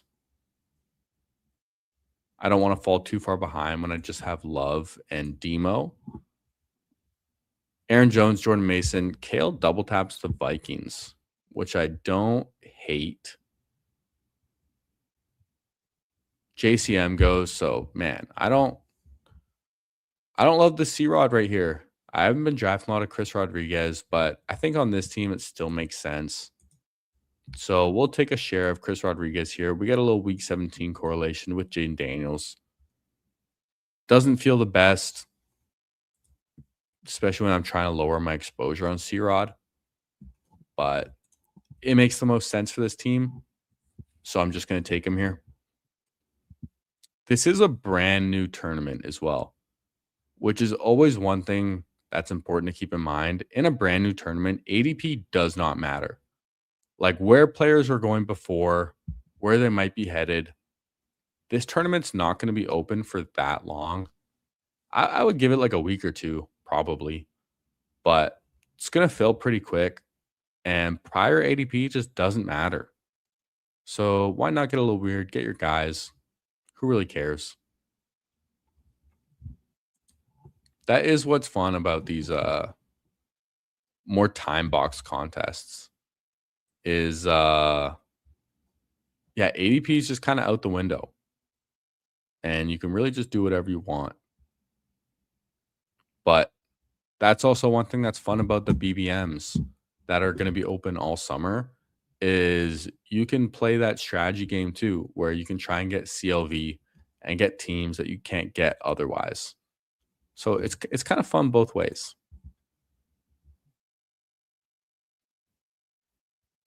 All right. We are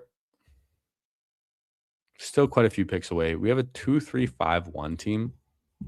I need to catch up at running back still. Feel pretty weak. Both of my quarterbacks are unstacked as well, which isn't the best. And usually I like to stack both of these quarterbacks with their tight ends as a back stack, but we still have Brock Bowers, so I don't even necessarily want to take a tight end where these guys go. So might just end up with some unstacked quarterbacks, but at least these guys run, right? At least they run. And tight ends are falling in this draft, which I kind of want to see them get taken. Whenever I have Brock Bowers, I don't really care who my second tight end is. I'm much more willing just to push it. But I am glad to see some of these quarterbacks go because I'm going to be done it too with JD and Shuck. Similar to the last draft we did with Caleb and Shuck. I really would have liked if I got Rashad White on this team too. Past ADP with Jaden Daniels, and Texas Fox doesn't even let us get Chig. Now, Goddard's a nice value, but I'm taking Shaheed. I like Rashid Shaheed. I say it every stream, I feel like. But we're going to snag him right there. And man, our running backs feel weak. But there's no value. Pacheco's the next running back, man. That does not feel great. See what Kale does. He takes Goddard with Hurts too, so that feels pretty nice. Receivers are getting a little thin and goes ahead and takes Darnold. I was considering Darnold with my next pick as well. Now,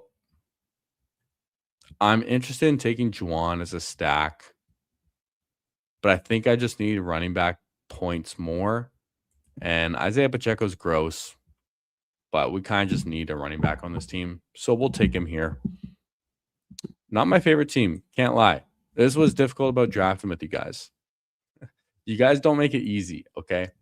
Like, I might have to just get sneaky with the next one. Try and hop in a draft without you guys. It's tough out here. But I know it's fun drafting together too. So it's a give and take, you know? All right, Ryan Flournoy too. Texas Fox just wants his Cowboys in this as well. Got some Giants correlation too, going for the week 17, I see. But yeah, pulling up Ryan Flournoy to 149. But like I was saying, ADP doesn't really matter in a brand new contest. Like, doesn't matter if you take someone 20 picks. Yeah, imagine if someone was just a sniping from Dak. That would suck. That hurts, man. I remember one stream I did pre-draft where, dude, I did like 3 drafts, 4 drafts in a row or something. And every time, I don't remember who it was, but one of the guys who was in the stream and in the draft tried taking Brian Thomas and Parker Washington like 3 drafts in a row together and got sniped on Trevor Lawrence every single time. It was kind of really funny. It was really funny. I don't even think it was the same person sniping him either. But yeah, it's funny when it doesn't happen to you. I think someone tried doing it with the Dallas as well. Like took CD at the back and then pulled up Pickens and then gets sniped on Dak. It happens, man. We got accidentally auto picked on Burrow in our last draft, which crushed our soul a little bit. Okay, carved muffin goes with Juwan Johnson. I was hoping if Juwan Johnson made it past him, everyone else here has 2 tight ends. So I was hoping to get Juwan back with Shuck as well, but doesn't quite fall our way. That's all right. We don't need to force it. Now, my receiver room is pretty sweet, actually. It started off super thin, but we kind of just slammed the running back picks, the receiver picks, and turned out pretty well. Now, right here, we have a lot of options. Buddy Man goes Bigsby. Okay. I think I need to take Tajay Spears right here. I don't think I can consider another position. I just need the running back. Sadiq is a nice value, but whenever I have Bowers, I'm going to push tight end, and I just need running back points more. So I'm going to take that.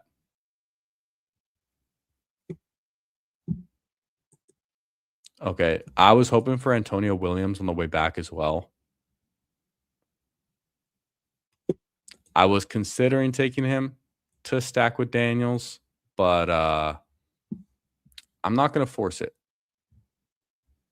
Now, okay, I don't take a lot of Sadiq, but 171, yeah, I'll mix him in right there. And we saw our boy Tex. He wanted to take him, and we taught Tex a lesson that you can push tight end a little bit, and they will fall to you sometimes.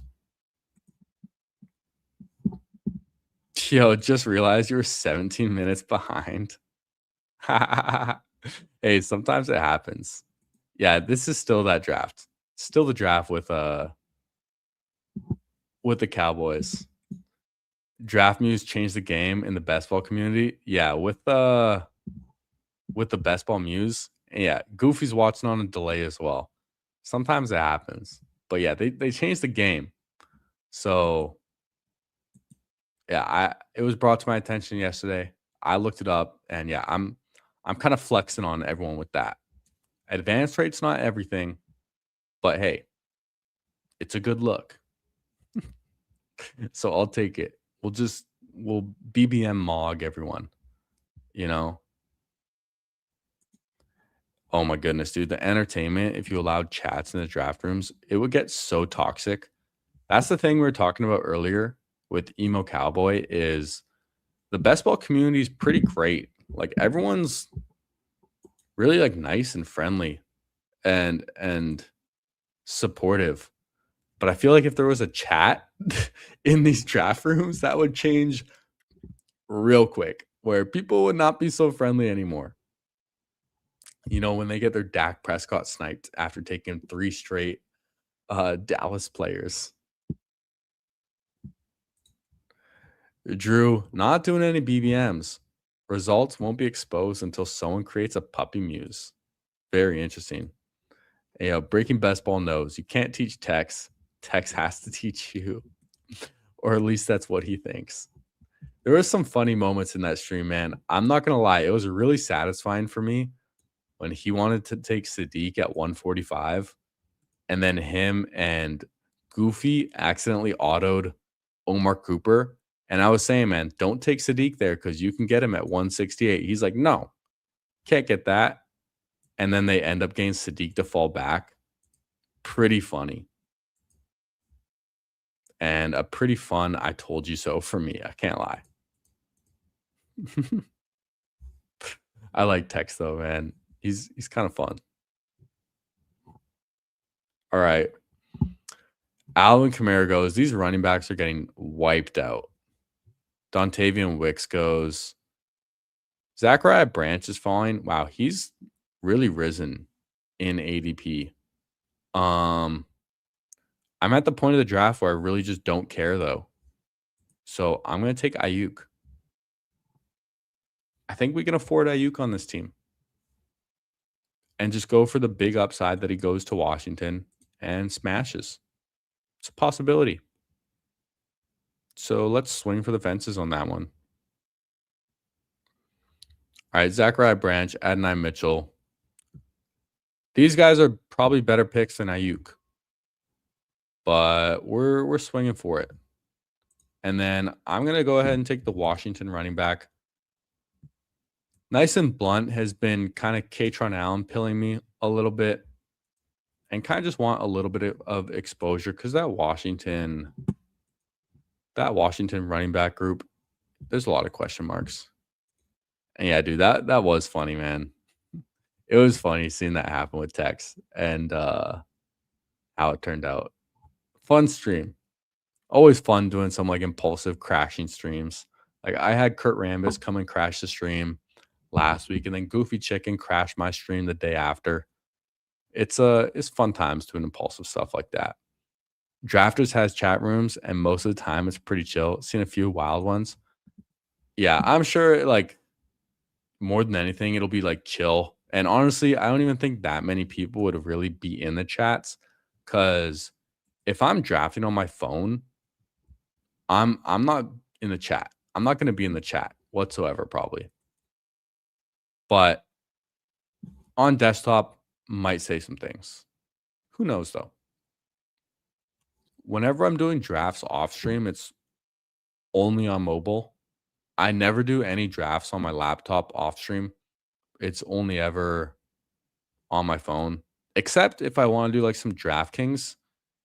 If I want to do some DraftKings and I want to, and I have like the ability to do it on my laptop, I will pull the laptop out just because on your phone sucks for DraftKings. It sucks. You can barely see like any of the player list and not much of the board. But desktop, a lot easier. All right. Looking at this team, we have one more pick. A lot of directions I can go. I don't think I'm taking another tight end. Bowers, Sadiq. I don't care if they have the same bye week. I really don't. Does not bother me whatsoever. And I'm not taking a third tight end because of that. Quarterbacks, Daniels and Shuck. Totally fine stopping at 2. Running backs, Jeremiah Love. We really need him to pay off. Also, I didn't even point out the Jeremiah Love, Brock Bowers, week 17 is a pretty fun week 17 stack to get. That's also unique and a little difficult. Like, not every draft you're getting Love and Bowers. So when you get them both to fall to you and you get that week 17 correlation, that's a pretty fun one because I actually quite like that game in general. Now, I'm going to be boring again with this one. I'm going to take Vele. We'll get a little backstack with Shuck. Texas' favorite player as well, Devon Vele. I also found it so funny, man. He's like saying I'm this Devon Vele guy, and like I'm always drafting Devon Vele. And then I go and look at my exposures, and I have 3%. And then I ask him how much he has, and he also has 3%. That's hilarious, man. Oh, what's up, Mike? How we doing? Fun draft. You were in the 4-hole next to us, lurking for the draft, and come in and expose yourself later. A little Colby Young. Damn, reaching into your bag for that one. I respect it. Yeah, fun team. I think the Henry Zay Flowers pull up is pretty fun with Lamar. I like pulling up Zay Flowers and then getting Lamar in the 5th. Get some unique combinations too. Little ballsy going Warren and Loveland, but looks like you pulled it off, to be honest. So, yeah, really good team right there. Now, let's review ours real quick. I don't have the best correlation. I don't think I've had the best correlation in any of my drafts today. So, sometimes it's just how it works out, but I'm not really trying to force it too much either. Quarterbacks, we have Jaden Daniels, Tyler Shuck. Running backs, Jeremiah Love, David Montgomery, Chris Rodriguez, Isaiah Pacheco, Tajay Spears, and Katron Allen.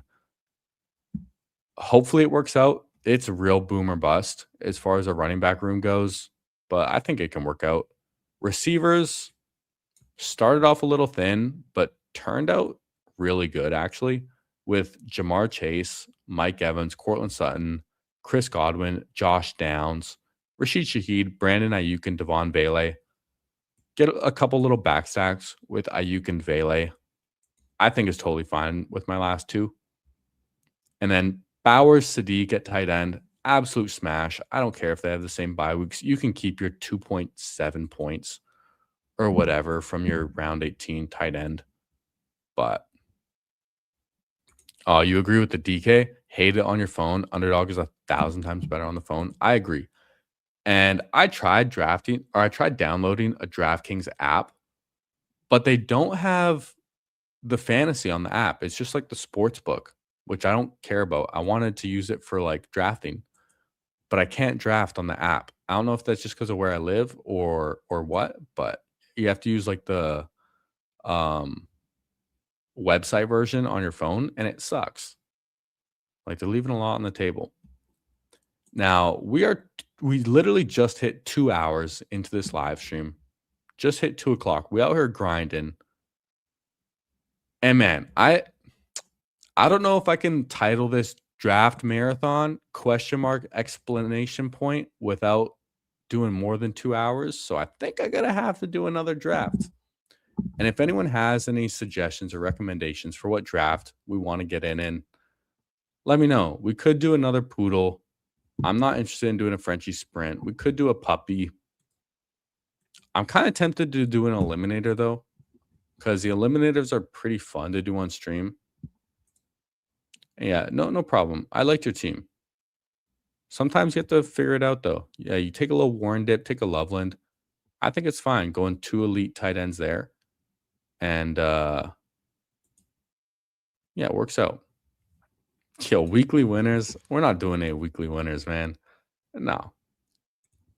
They do have a fantasy app. I just have the wrong one. Okay, I'm gonna have to look into that. I feel like I've tried to download it though, and it didn't let me for some reason. Might be like a location thing. So I know like DraftKings and FanDuel are a little weird with some of their stuff. You need a DK fantasy app, not sportsbook. Okay, I will look into this. And Wilson saying puppy. All right, Wilson was the only one who put in the chat what draft to do. So because of that, we'll hop in a puppy and we'll join it in 10 seconds from right now. So we're joining a puppy. Now we're down to 5 seconds. We'll join in 3, 2, 1. Let's hop in. Waiting for 5. Waiting for 5 in the puppy. We out here drafting today, man. We're 2 hours in. If you have not already, do me a favor. Hit the like button. Subscribe if you're new. We out here drafting today. And yo, we got some big hitters in here again, dude. We got Breaking Best Ball, T-Fall in here. Underzet in here. Lurking in the chat, but out here in the draft streets. Carb Muffin, Bat Wheat, Buddy Man, Sanka, Kale. Yo, everyone's out here, man. We are filling draft rooms fast. Dude, I was watching the Best Ball Bash on Thursday with Pete Overzet, and I was trying to get on there. All right, I'm trying to get on the Bash now. And unfortunately, I didn't get any beginner's luck. I just became a member and I was trying to get on the Bash, but there was one guy on there who was saying like he really likes the structure of the pit bull. And he's like, "Oh, I don't know if we're going to be able to get it filled. Sometimes it takes a while." And Pete was like offended that he didn't think that the guy could that he didn't think he could get a draft room filled quickly. So funny. So funny. Cause I'll tell you, man, there's one thing that's like oddly satisfying about streaming a draft and being able to fill the draft room. And like seeing how quickly it fills up. It's kind of satisfying. I can't lie. Wilson didn't make it, man. Yo, Wilson didn't make it in, even though he was the one that recommended the puppy. Dude, that sucks. Too many sharps out here trying to get this plus EV, you know? Oh, Mike was in that pitbull too. That's funny. See, there you go. Mike's out here filling drafts on the clock right here with Jonathan Taylor too. Buddy man with the silver badge out here filling drafts for Pete. Yeah, I thought that was hilarious, dude. But hey, for me, man, yeah, Overzet could fill a Mastiff on stream if you wanted. Oh, for sure. Like with the connections that guy has, you could just send a couple tweets or like Discord chat, whatever. And I'm sure a lot of people would be like, all right, I'll do it. Also, I wanted to look into like how you can schedule these drafts apparently. Because they added something. All right, I don't take a lot of JJ. We'll take JJ today. They added something where apparently these like $500 and $1,000 drafts you can schedule. And then if it fills, it'll start at the scheduled time. And if it doesn't fill, then you'll just get refunded. I don't really do those high stakes draft. $500 is a little expensive for me, but that's pretty sweet for the people who do that because those draft rooms can be hard to fill. But being able to schedule it, having it just at a solid, reliable time is pretty sweet. Okay. In this draft, we started with Justin Jefferson. Whole lot of running backs here. Hampton, Achane, Kenneth Walker, Chase Brown. They all feel like pretty good picks, to be honest. And I don't have like too much of a preference. Let's take Hampton today. Sure. We'll just stick with the top of ADP. We'll play it simple. Take the chalk on this one and take our boy Hampton. Now, let me take a look. How does this work with scheduling these? Oh, look at this. Schedule draft. And then, yeah, it only has one time. So 5 p.m. is the time. That's kind of cool. Or you can just join it like as is. So you can still do like unscheduled ones. But that's pretty sweet that you can schedule your draft. I'm sure a ton of people are going to be taking advantage of that. And there's this Mastiff $1,000 entry. Yeah, you can schedule this one too, but also at 5 p.m. So it's interesting that they have the Mastiff and Big Dog at the same time. I think it would make more sense to have one at 5 p.m. and one at 6 p.m. Just so then they're not overlapping all the time. Because I'm sure the same people who are doing the Big Dog are going to be drafting the Mastiff. So I think they should probably split it, do 5 p.m., 6 p.m. That would be my recommendation. But what do I know? I'm not going to be doing it anyways. Unless I get some site credits. Yo, Underdog, hit me up.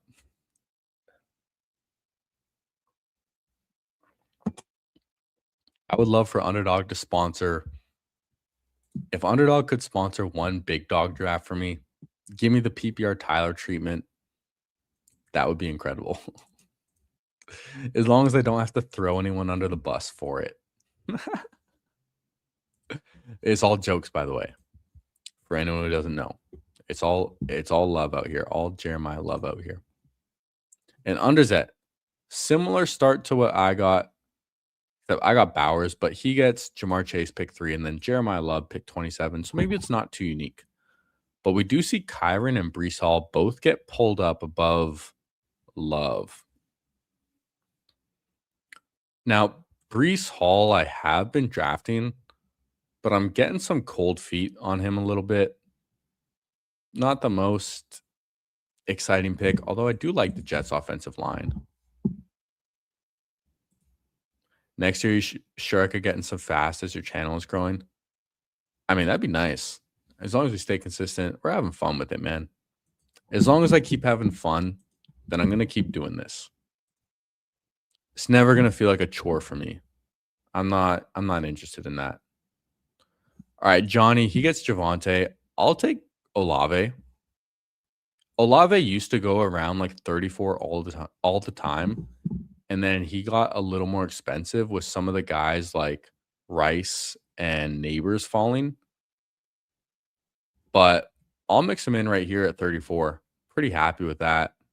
The blood clot thing is not too bullish, but I'll mix him in. I haven't been drafting him too much. So we'll get a share of some Olave right here.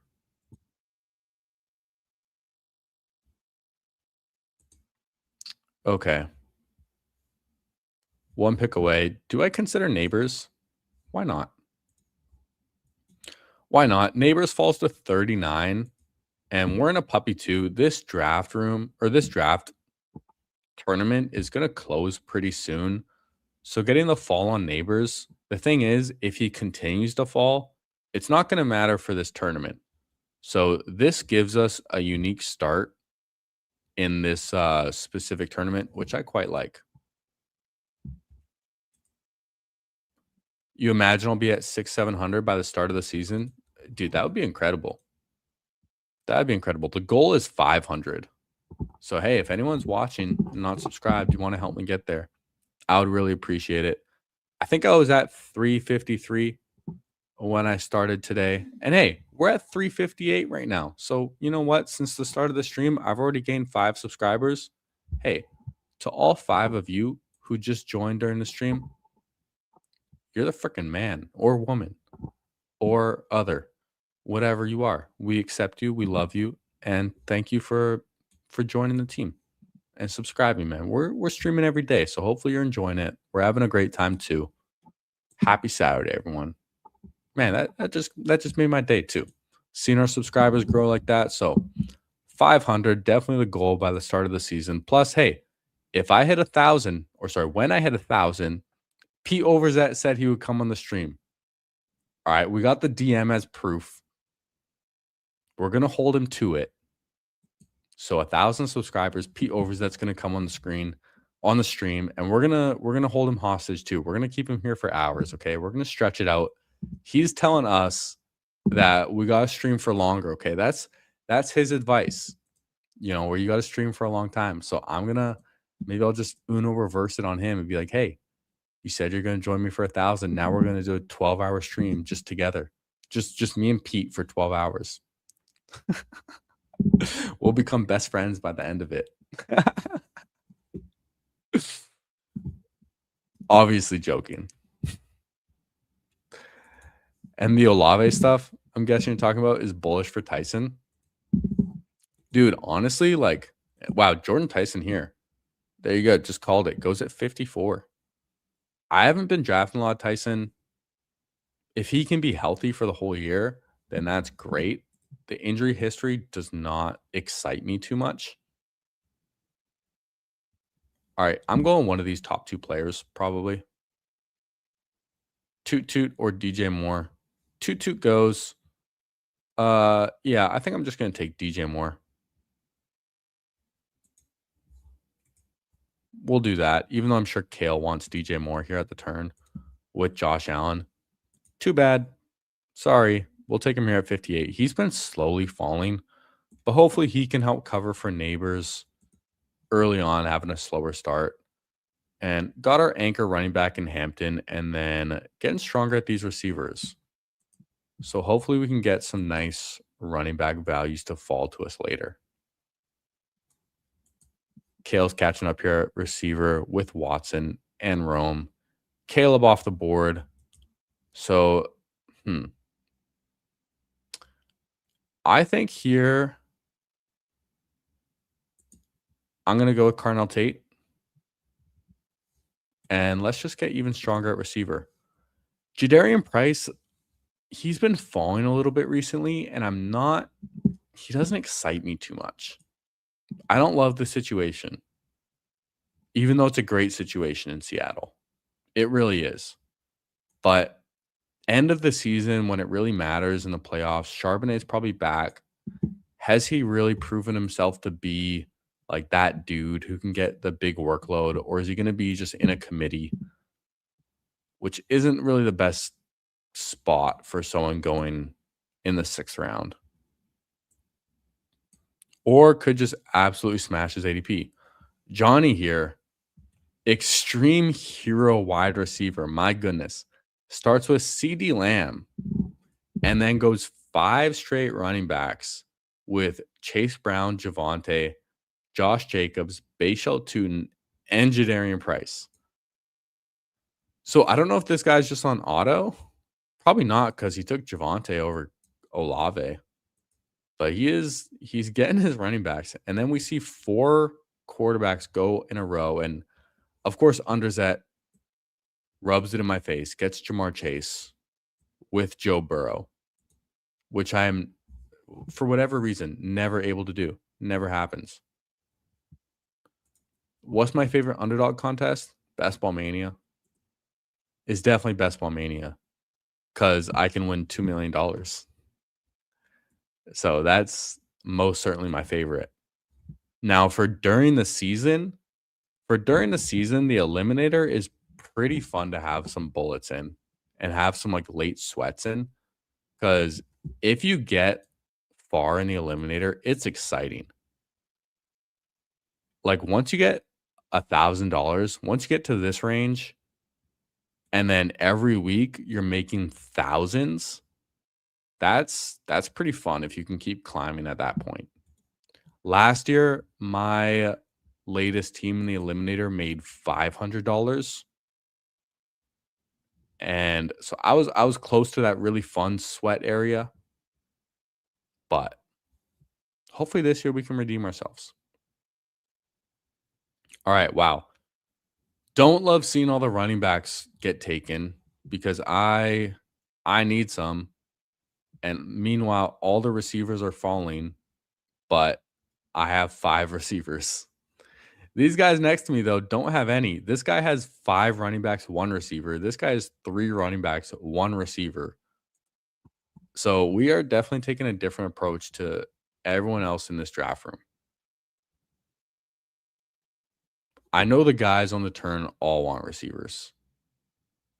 So if DK is there, I might just take DK and be done at 6. Okay, DK gets taken. So I think I need to pass on receiver, even though they're all here. I'm going to take Dowdle, best running back available. I just need running back. I think quarterback too. I'm not interested in quarterback right here. I don't want to pull up Dart with Neighbors. I feel like I can push quarterback. But the running backs don't feel too exciting either. Don't love the running backs here either. And yeah, as expected, we're seeing all these receivers fly off the board. Would I just take Pierce?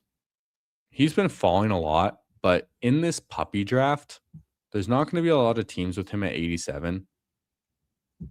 So I'm not opposed to just scooping the value there. Addison goes. So receivers are wiped out now. Let's do it. Let's take Pierce, and then we're going to be done at 6 receivers. I'm not interested in any more after this.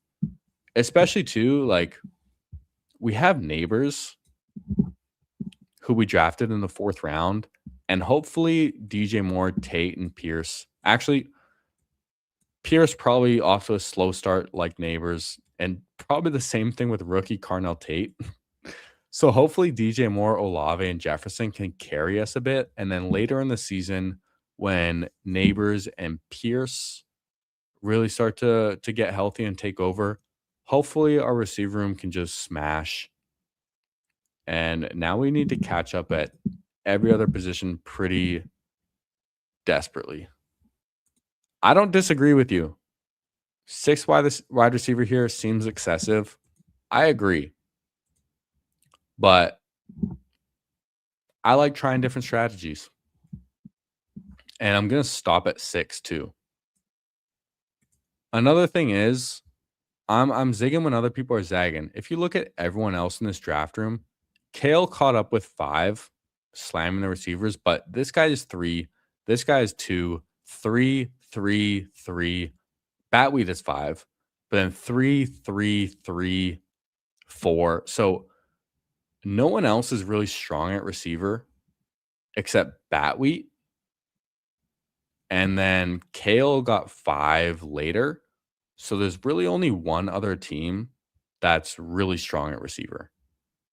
And if it just so happens to be the year where you need the receivers early, then this team can be pretty good if I nail the rest of it. And that's the thing. Running backs went off the board like crazy. And instead of reaching all the time, I kind of just like taking some guys that fall and hoping I can land the plane. It's only a $5 draft. So I'm willing to try it. I'm willing to push it. Always willing to do just take what the room gives me and try and land the plane. Yeah, never too many wide receivers. Although I think I have to be done at 6 right now. And we're seeing them still fall. But I am not interested whatsoever. Now the question is, oh, oops.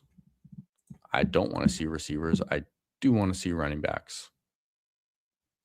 Do I double tap quarterback? Wow, Kyler goes. Why, dude? You don't need him. Why'd you take Kyler, Johnny? That's not cool. Okay, I want to catch up at running back. I want to feel strong there, so I'm going to take Rachaad White. And then we'll see what position comes back to us. I was kind of really counting on Kyler, which is why I passed on Dart. So seeing him get sniped from me when it makes absolutely no sense, I don't love it, but Johnny is kindly donating, so I am grateful for that. I'm grateful for his donation, but not for his particular pick.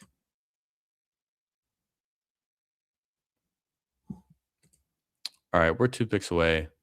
Kale slamming the receivers even more, catching up big time. Which, when you start James Cook, Saquon, makes sense. I like it.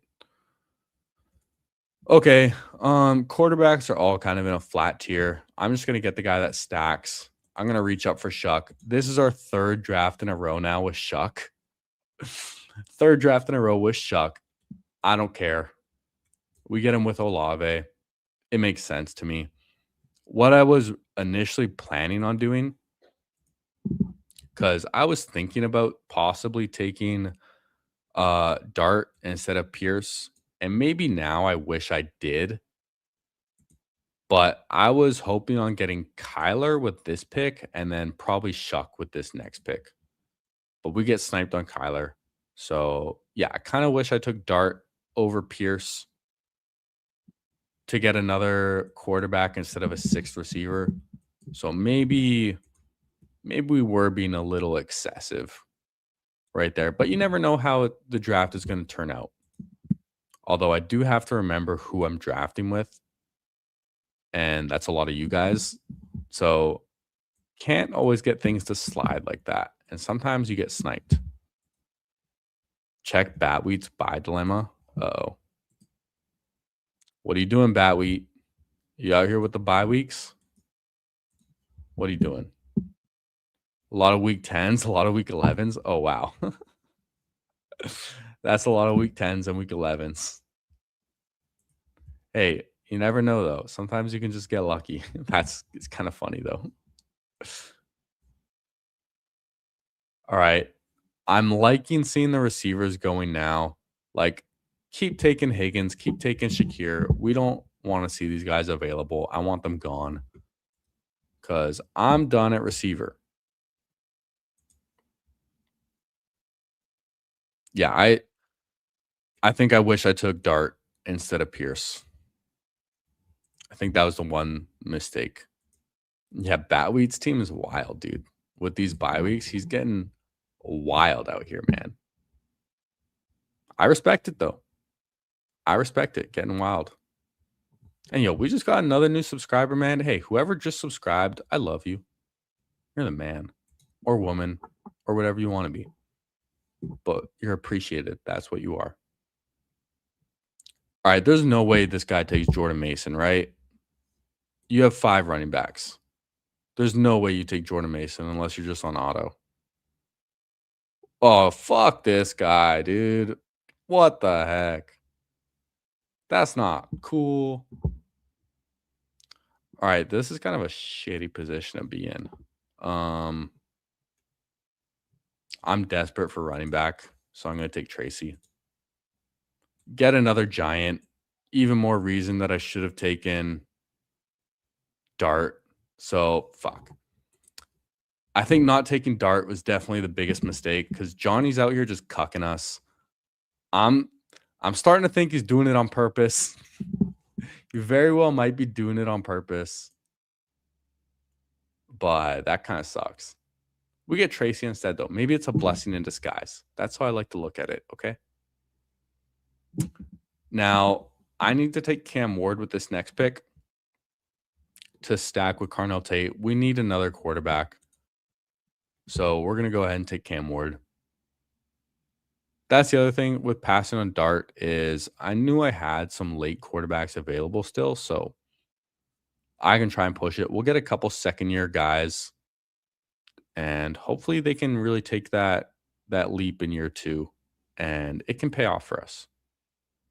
It's a little thin, though. A little thin. I really don't understand this guy taking Jordan Mason. And he's not on auto either. He's not on auto. Yeah, dude.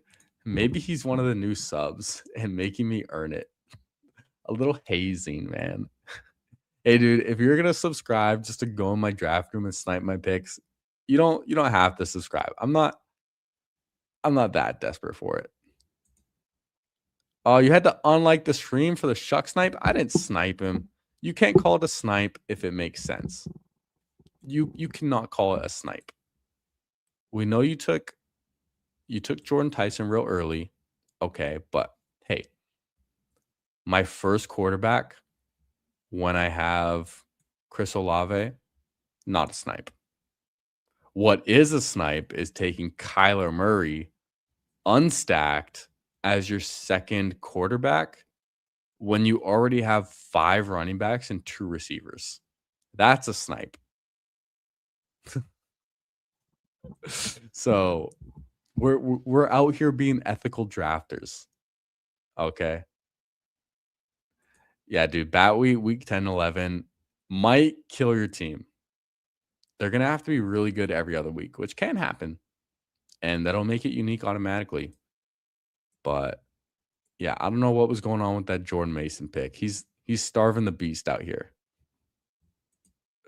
Yeah, that's the thing, man. Bat week, you can have great players, but the bye weeks, sometimes they don't line up. And we got Mike to re-like it. Hell yeah, dude. Appreciate it, man. Be like Mike and like the stream.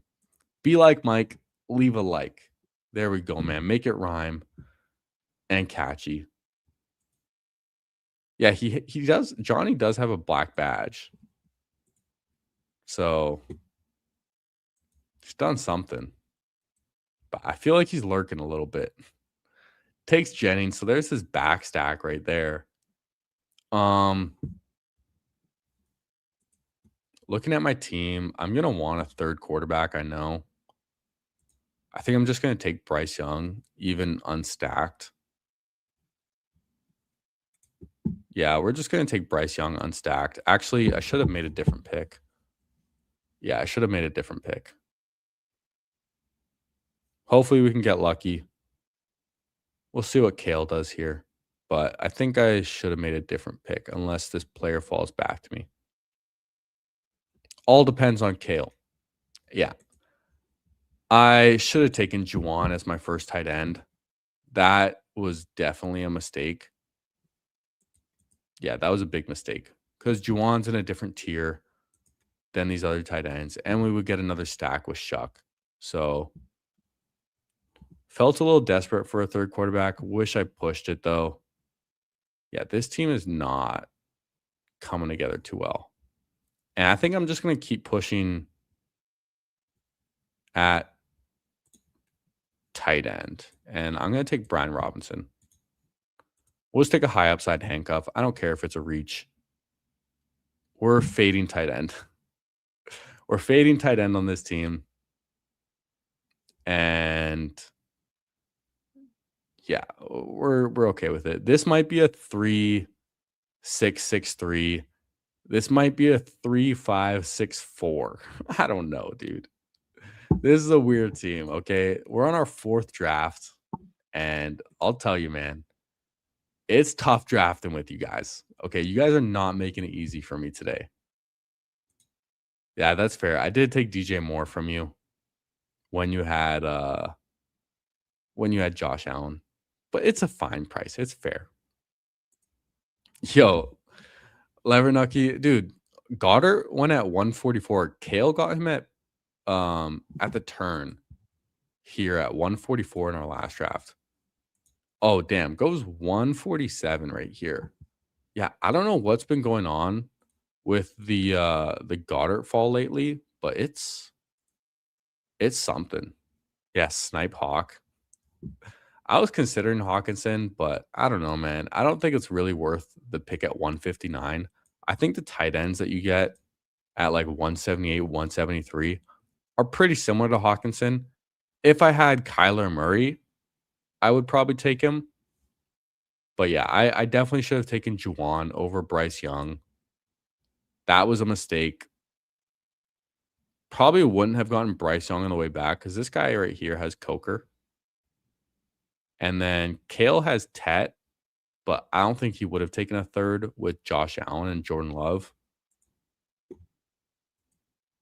Okay, we see AJ Barner go. I don't love seeing the tight ends go. And now we see Johnny. He only has one tight end as well. So we know he's going to take Gunnar Helm. I'm certain of it.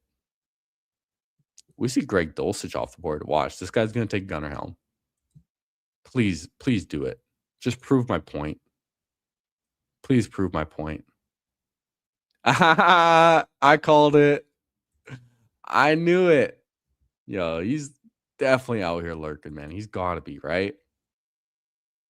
Okay, yo, my team sucks.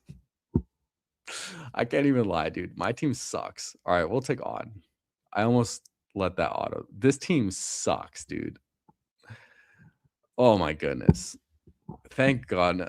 Okay, thank goodness this is only a $5 draft. This isn't a BBM or nothing because this team is ass. This team is hot garbage. Whatever, man. Sometimes you lose.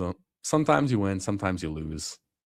But it's difficult drafting with you guys, man. I'm really tempted just to sneak in a draft right now and avoid you guys. Or just end the stream. But at this point, man, I kind of want to go for like 3 hours. So I think I'll hop in another draft. And yeah, you guys are right, man. When you're getting sniped, it's not so much fun. Yeah, label it poop and see how it does. That's the thing. Sometimes you can draft some teams that you think are awful and they just work out. But yeah, dude, Johnny's out here sniping for sure. He's got to be, right? Or it's just a really funny coincidence. But yeah, my team is hot garbage.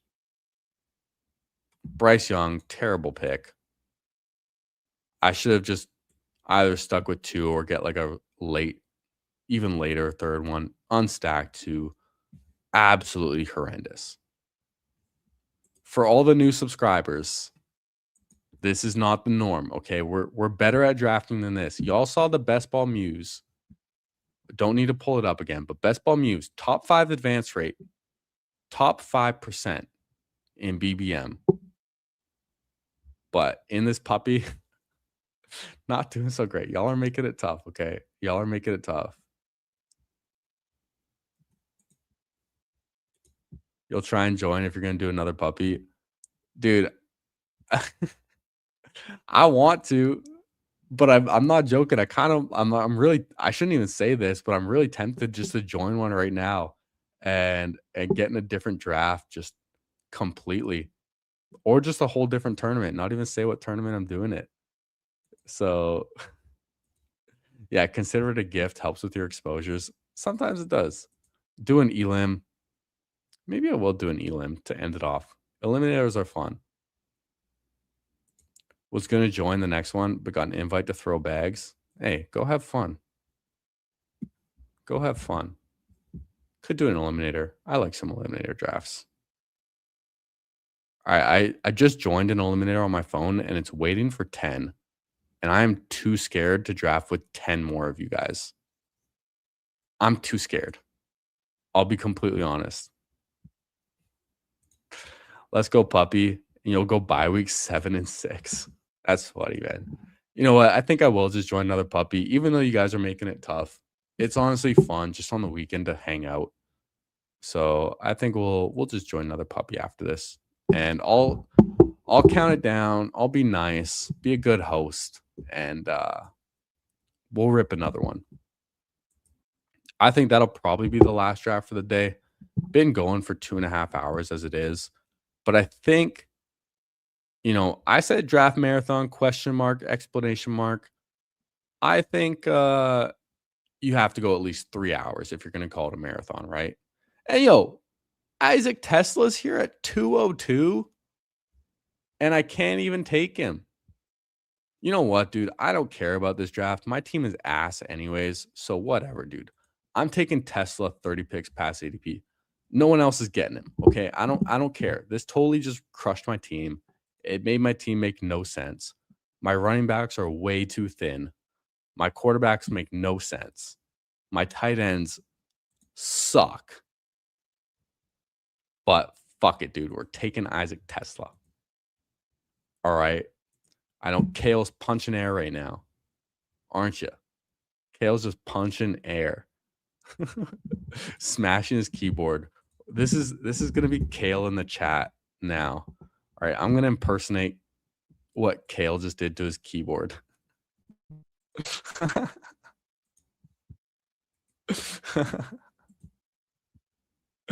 Whatever, man. Sometimes you just gotta take your L's, okay? I will fully admit it. And maybe on this team we'll just get weird. We'll take a Jatavion Sanders. We could just do that for a Bryce Young stack. Get a 1 share of Jatavion Sanders.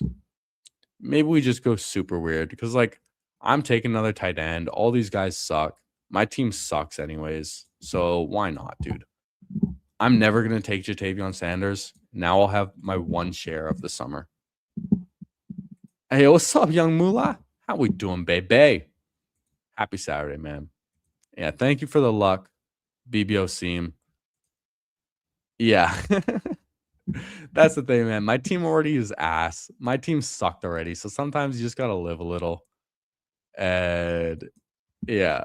Yo, Johnny, that's the thing, man. Maybe he's doing us a solid and actually send this team to the finals because Bryce Young is going to go for 35 stacked up with Jatavion Sanders. No one else is doing it, okay?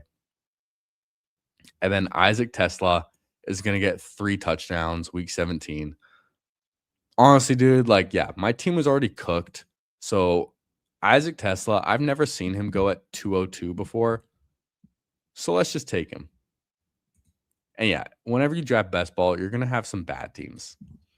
You're going to have some bad teams, but it's important to acknowledge it. And sometimes you're just a donator. So hopefully I'm donating to someone in here from the chat who makes some good money off their team. That's my request. All right. Everyone who is in this draft, I'm talking to Kale, Lurker Johnny, Sanka, Buddyman, Batwheat, Carb Muffin, Underzet, T-Fault.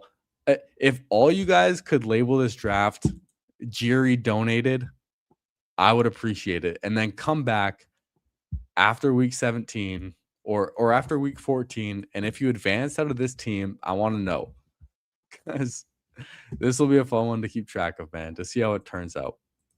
But why not, man? We're living a little on this one. Our quarterbacks are hot ass. Quarterbacks are ass with Shuck, Ward, and Bryce Young. Running backs are pretty ass with Hampton, Dowdle, White, Tracy, Brian Robinson. Receivers, our receivers are sick. Okay, receivers are sick with JJ Olave, Neighbors, DJ Moore, Carnell Tate, Alec Pierce, big mistake, and Isaac Tesla. Tight ends, K. Dotton, Pat Freiermuth, Jatavion Sanders. Hot ass. So our receiver room is the only good part about our team. The rest, absolute trash. Hopefully we can redeem ourselves.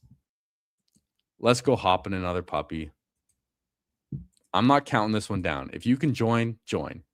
All right, we're waiting for one. We might get a little lucky and escape, you sickos, man. We might get a little lucky and escape, you sickos. Has anyone ever drafted a banger in a live stream? I mean, dude, I draft great teams all the time on stream. I draft some absolute banger teams. And there's some guys in the chat who draft some great teams as well.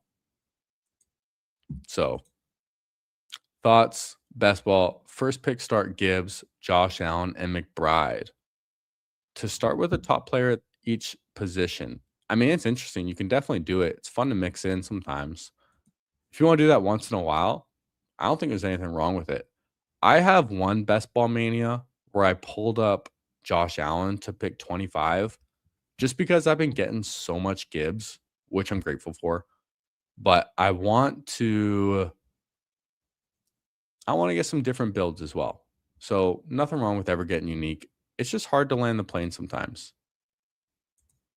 Yeah, Levernucky. I almost never count down. I usually just join it. Because honestly, I don't like, as a grown-ass man, sitting on screen and counting down to other grown-ass men, honestly, it's not something I like to do. I'd rather just join. Hey, if you can join, join. Cool. You guys know I'm going to join one soon. But, yeah, we see John. He got in here, whether he's in the stream or not. But, yo, if you're in here, John, say what's up. Or if you just happen to be in here, say what's up. Yeah, no other names are really recognized. Kind of a nice change. Not going to lie. Yeah, there we go. We got John here saying what's up. Yeah, and it's nice. You're on the complete other end of the draft board too. So hopefully I can have a bit more of a normal draft. Yo, that's Johnny's burner account. That's hilarious. That's hilarious. Johnny's got the burners. Why don't y'all brag more about that? Show the winning teams off. I do sometimes. Like I post some teams on Twitter. And if anyone's not following me on Twitter, at Jiri Football, I usually announce when I'm going live. And I'm trying to like post more stuff on Twitter. I'm just brand new to that. And I don't really like a ton of social media. But I'm trying to post a little bit more. And I post some teams that look good. But there's something fun to keeping it to yourself too. And yeah, I do sometimes. Sometimes I'll post like the next day, like a team that I drafted on stream and be like, hey, come check out how this team came together. It's fun sometimes. And honestly, those when you post your team on Twitter, they usually get pretty good engagement because I think people just spend a longer time looking at the picture and the algorithm will pick that up and be like, oh, people like seeing this. All right, and dude, we've gotten like all of our picks at the back end of the board. Actually, no, we got 2 Jamar Chase teams. What am I saying? Okay, back-to-back picks. I'm taking James Cook. And now is the dilemma. Do I want to get weird? And how weird do I want to get? Because I'm getting really bored just double tapping running backs. Even though it feels really good to double tap running backs, I'm getting bored of it. I'm interested in pulling up a receiver, but you know what? We're going to see if we can pull this off and take Bowers. I've never done this yet. I've never pulled up Bowers to the turn. But let's just try it. I mean, the puppy's almost filled. So getting some unique teams while it closes, I think is fine. Yeah, Johnny's out here sniping, man. Hey, appreciate the follow, Seth. There we go. We're out here climbing, man.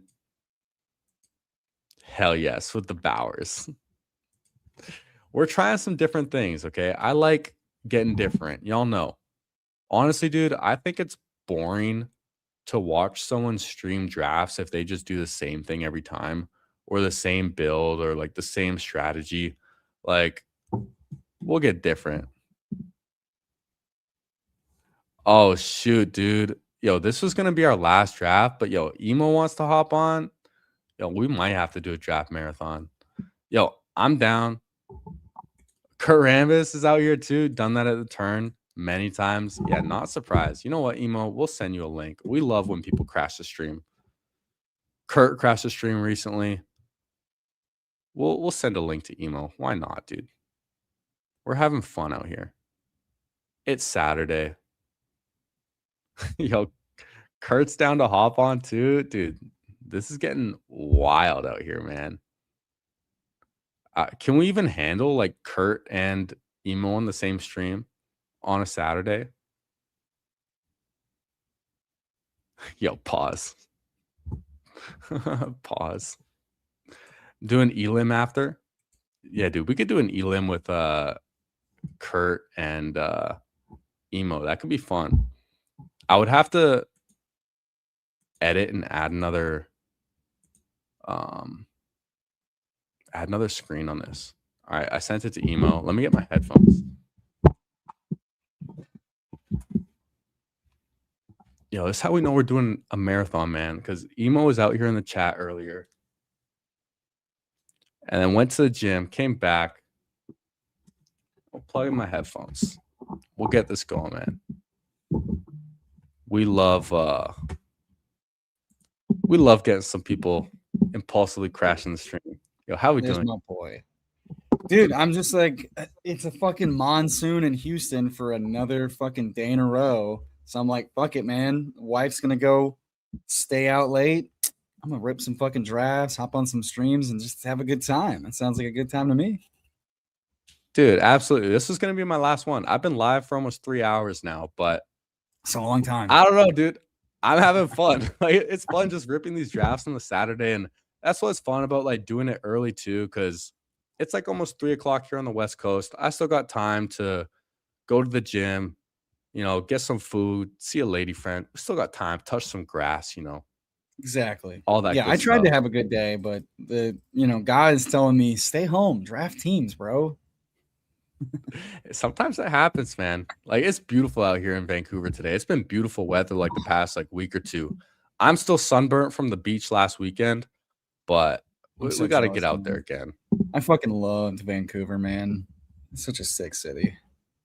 It is, man. We went to the nudie beach as well. We love it there. It's got the best vibes. The titties in Vancouver go hard, bro. They do, man. Big or small. They're all nice. Now, I need receiver here. We could get real weird, take Josh Allen. You have any recommendations? I just say it's a puppy, yeah? Yeah. Yeah, just go neighbors and T. So, like, I'm not taking a ton of neighbors. I was thinking. But it's like, you're basically getting him in this is as late as you're going to get him in this contest. T feels like a solid hit for, like, touchdown upside, season-long upside. If Chase misses any time, his projection goes way up. I've been fading neighbors for a while. I don't really believe Harbs and the GM there. They kind of are like full of shit. But if there's that much optimism, maybe just maybe he's more of like a managed workload ramp up week 1 through 4 versus pup the first 4 weeks, which is a massive difference at cost. And if you're just going to build like, hey, build quantity around him to get him through to like weeks 5 whatever with an elite running back and elite tight end, I think that's more than viable. Yeah, I think it's totally fine. In the last draft, I don't know if you saw it. We tried getting neighbors as well, and it sucked. My team sucked. Did not come together well. It's hard to build good teams these days, man. It really is.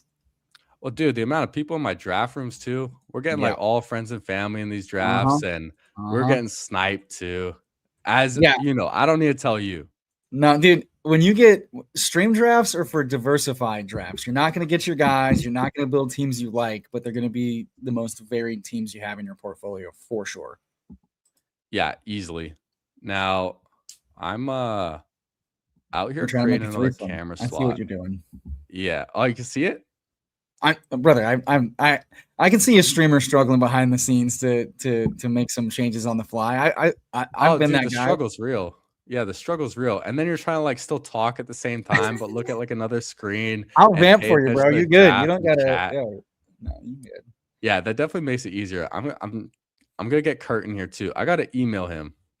Yeah, dude, this fucking boomer. It's so great. He doesn't have his fucking Chromebook plugged in while he's streaming, so it fucking dies, and then he's got to get a fucking email because he doesn't have Discord on his fucking computer yet. It's fucking amazing. Dude, the poodle dropping today was just like, all right, fine. It's raining. All right, there we go. In a draft. And Levernucky, dude, the Texas weather right now has been ass. We've had flooding nonstop off and on for like 4 weeks now. It's fucking great. All right, I'm getting Curt's email, and I'm not gonna lie, I'm like a young boomer myself because I don't even have like Twitter on my laptop, so I take it from the DM. That's why you're so well and adjusted. Then I email it to myself. All right, because I'm a grown ass man and I can do that. So you know what? No, I am too plugged in. I honestly wish I was less plugged in. Yeah, dude, you're real plugged in there. It's a detriment to my life. Let's not pretend this plugged in is good and healthy for the brain. Yeah, but no, I was thinking, I'm like, I could fucking start and rip a draft, or I can just see who's live and go hang out. So I figured let's just do that. You already did the legwork to set up a stream. If I feel like going after you're done, but it's all vibes today, man. Small business, support small business. All vibes, man. And we like people coming to crash the stream. It's fun. every now and then. Wow, Tutu and Swift are still here too. That's interesting. But yeah, you came at the right time because I almost ended the stream after the last draft. But I'm like, let's crack 3 hours. We labeled it a marathon. I feel like you gotta do at least 3 hours. Fall, bro. Oh, dude. Famously, I know when to come. I mean, Toot, you rip it, and now you go. Do you do the Lamar because you didn't do the Allen, or do you do the BTJ to set up the T-Law? You know, those are the decisions I'm thinking through. So I think we go Toot for sure. We have to remember we have onesie Brock Bowers. Got weird on this one. So Lamar gives us a little week 17 with T, but having Neighbors as our wide receiver 1 kind of makes me want to get stronger at receiver. Go Lamar. So here's my thought process. Like Lamar? All right, we'll swing it. With Lamar, you get I like because a lot of people do Burrow there to go with Higgins. I think that's going to be one of the most common pairings in a lot of contests, but especially this one given the ADPs. Burrow over Jackson feels so wrong over the course of the season. You're getting a slight discount on Lamar. And again, game theory wise, like Allen fell to 42. So like you getting a falling Jackson feels nice. And then this dude pulls up May. So you and the Allen drafter have value relative to that room. The other thing too is now that you have 2 elite onesies, you can go only 2 at those positions. And that buys you the extra receiver power because you have Cook as the anchor. You have Tootin as the follower. So you have kind of like a double anchor RB now. You don't need to go more than 5 or 6 running backs, which means now you can pile. I think Lamar lets you pile in 1 to 2 extra receivers. So from like a structure standpoint, BTJ there was like tempting to set up like a T-Law double, but I think the pocket of receiver there is going to be valuable to get Neighbors across the finish line and buys you at least 1 extra spot for receiver. Yeah, you never have to convince me on Lamar. I love some Lamar Jackson. He's my highest drafted quarterback, actually. I just think the value is insane. And I don't know how he's still falling to the 6th sometimes. But yeah, this is looking at Jonathan. Godwin at 63 is wild. We see some crazy falls too. Swift 7 picks, insane value. This is what happens when we don't get in a draft with everyone in the chat. I'm telling you. Well, this is also what happens when you get in a draft towards the end of the like before a contest fills.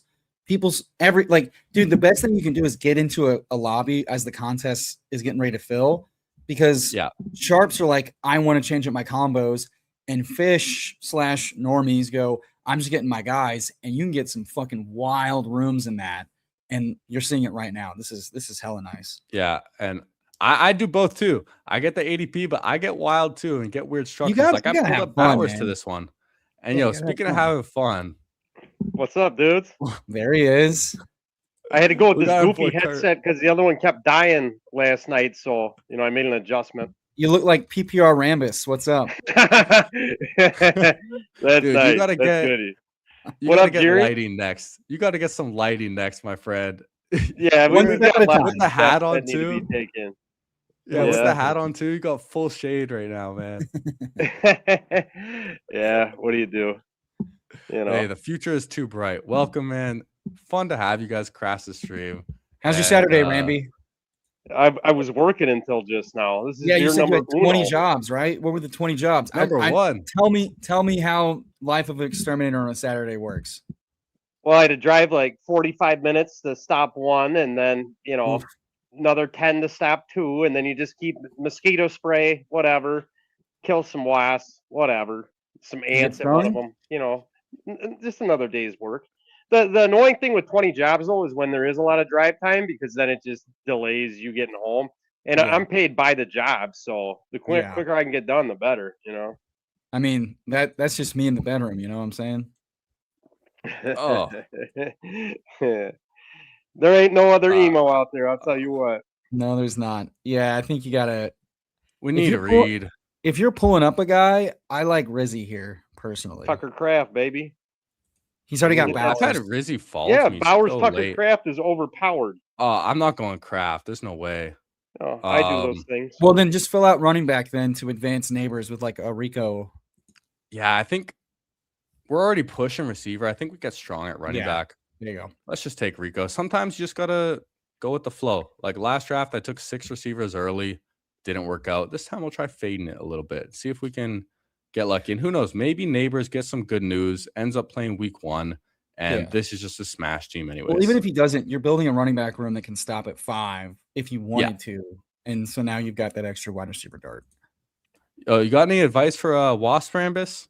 Got some in the neighborhood. Can of Wasp freeze. It'll knock them down, but it's not going to have that residual. That's the only problem with it. But it'll drop them right away. But the problem is they could just rebuild a nest afterwards there because you don't have that residual stuff on there. Is that like industrial that y'all get a hold of? Yeah, I mean, I'm not the one ordering it, but it's all just like, common name stuff, demand, that kind of stuff.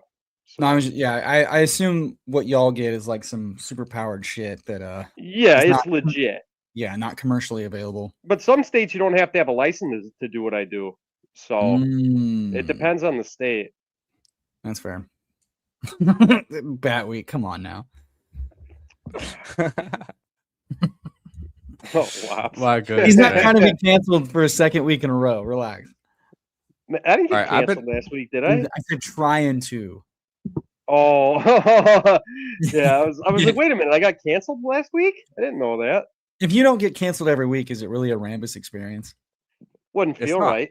Not swearing last night kind of sucked. It put me out of my vibe, man. You were off your game. I didn't enjoy it. I did not feel good about that after that got over. I was like, wow, I think that was the first time I did one that wasn't very good.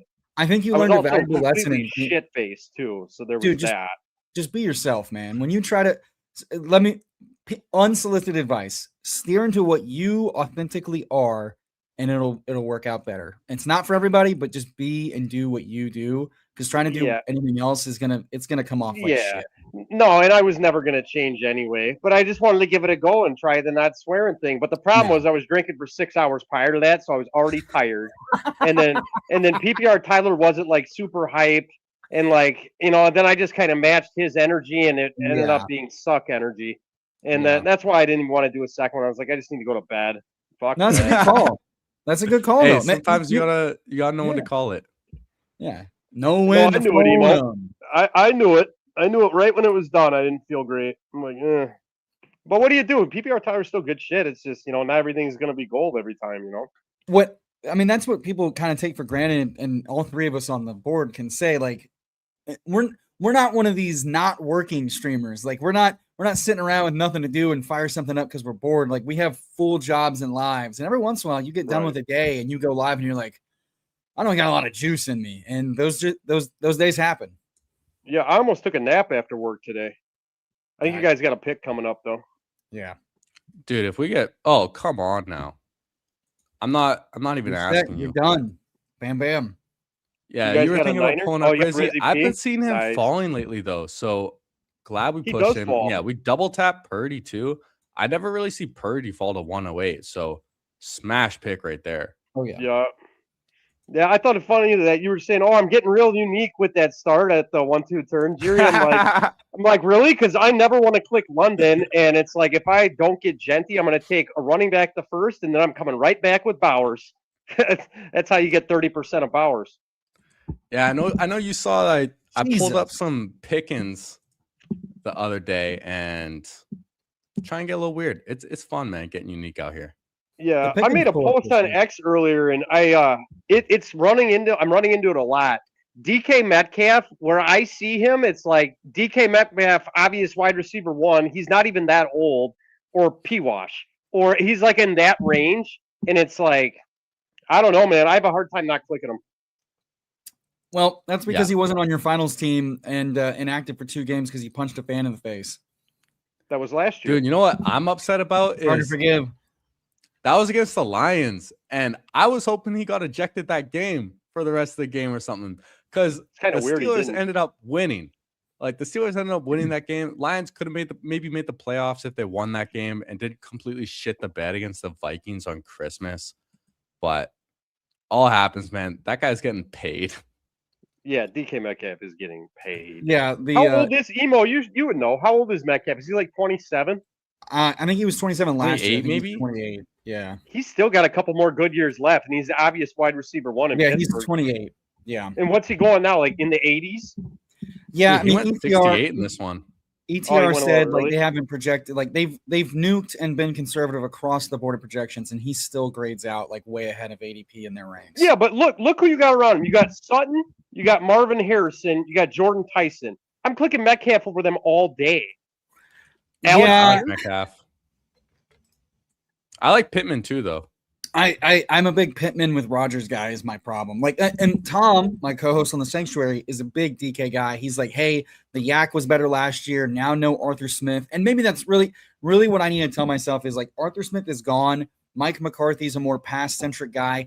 I, as a ball knower, am a little concerned about how like the ISO route shit is going to work with Metcalf versus Pittman. But ultimately, Metcalf's got that Yak shit. And if they give him a bunch of low ADOT stuff just to let him run, I mean, he's a beast, Emo. You know this. Just look at him. He's just chiseled. He's an Adonis.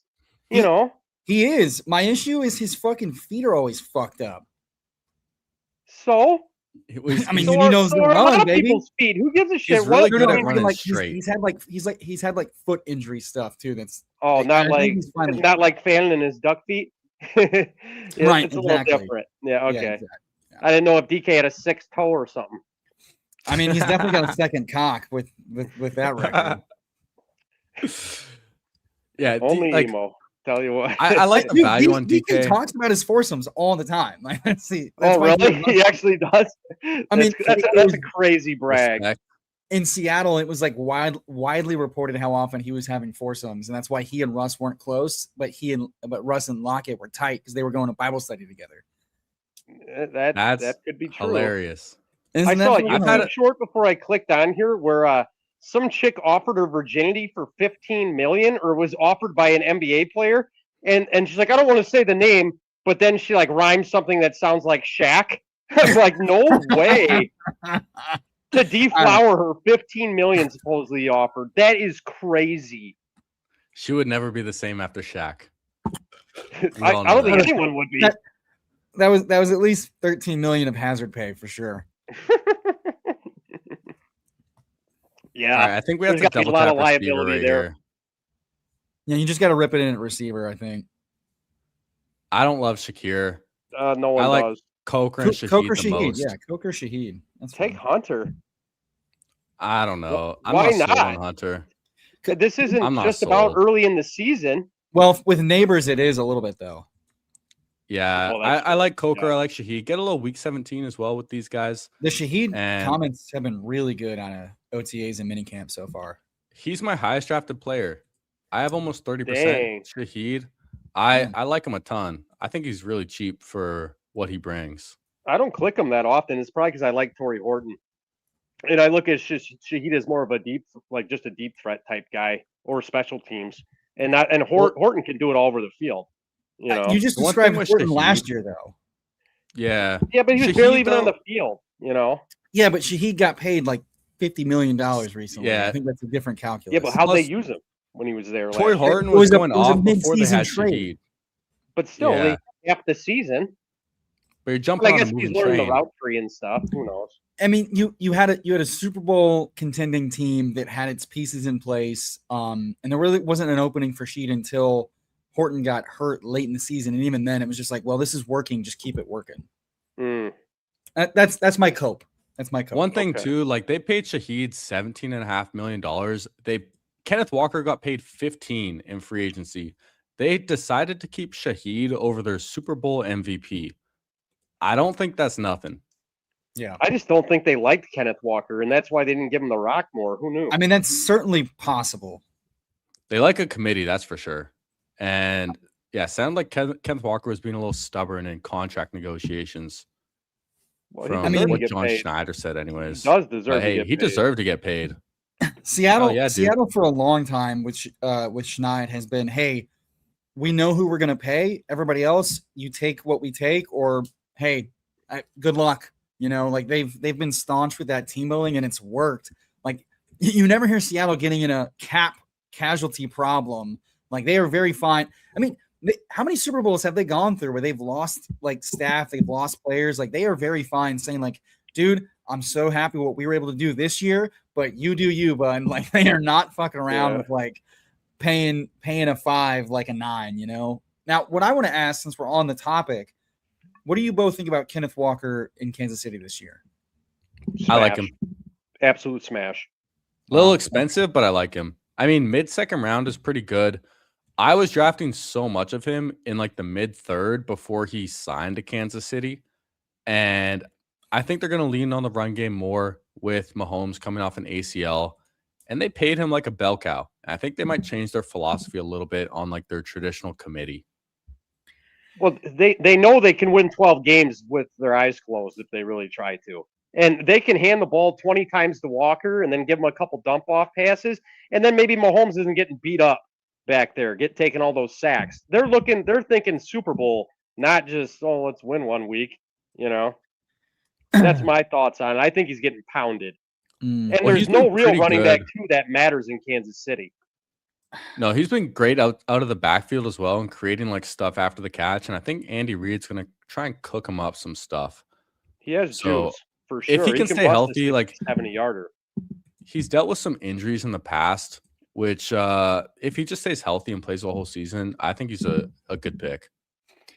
Yeah, I'm struggling with it just because like we've seen for 3-4 years in a row now, like not a bell cow, limited usage, multiple coaching staffs like deciding to not lean on him for all of the work until they absolutely have to.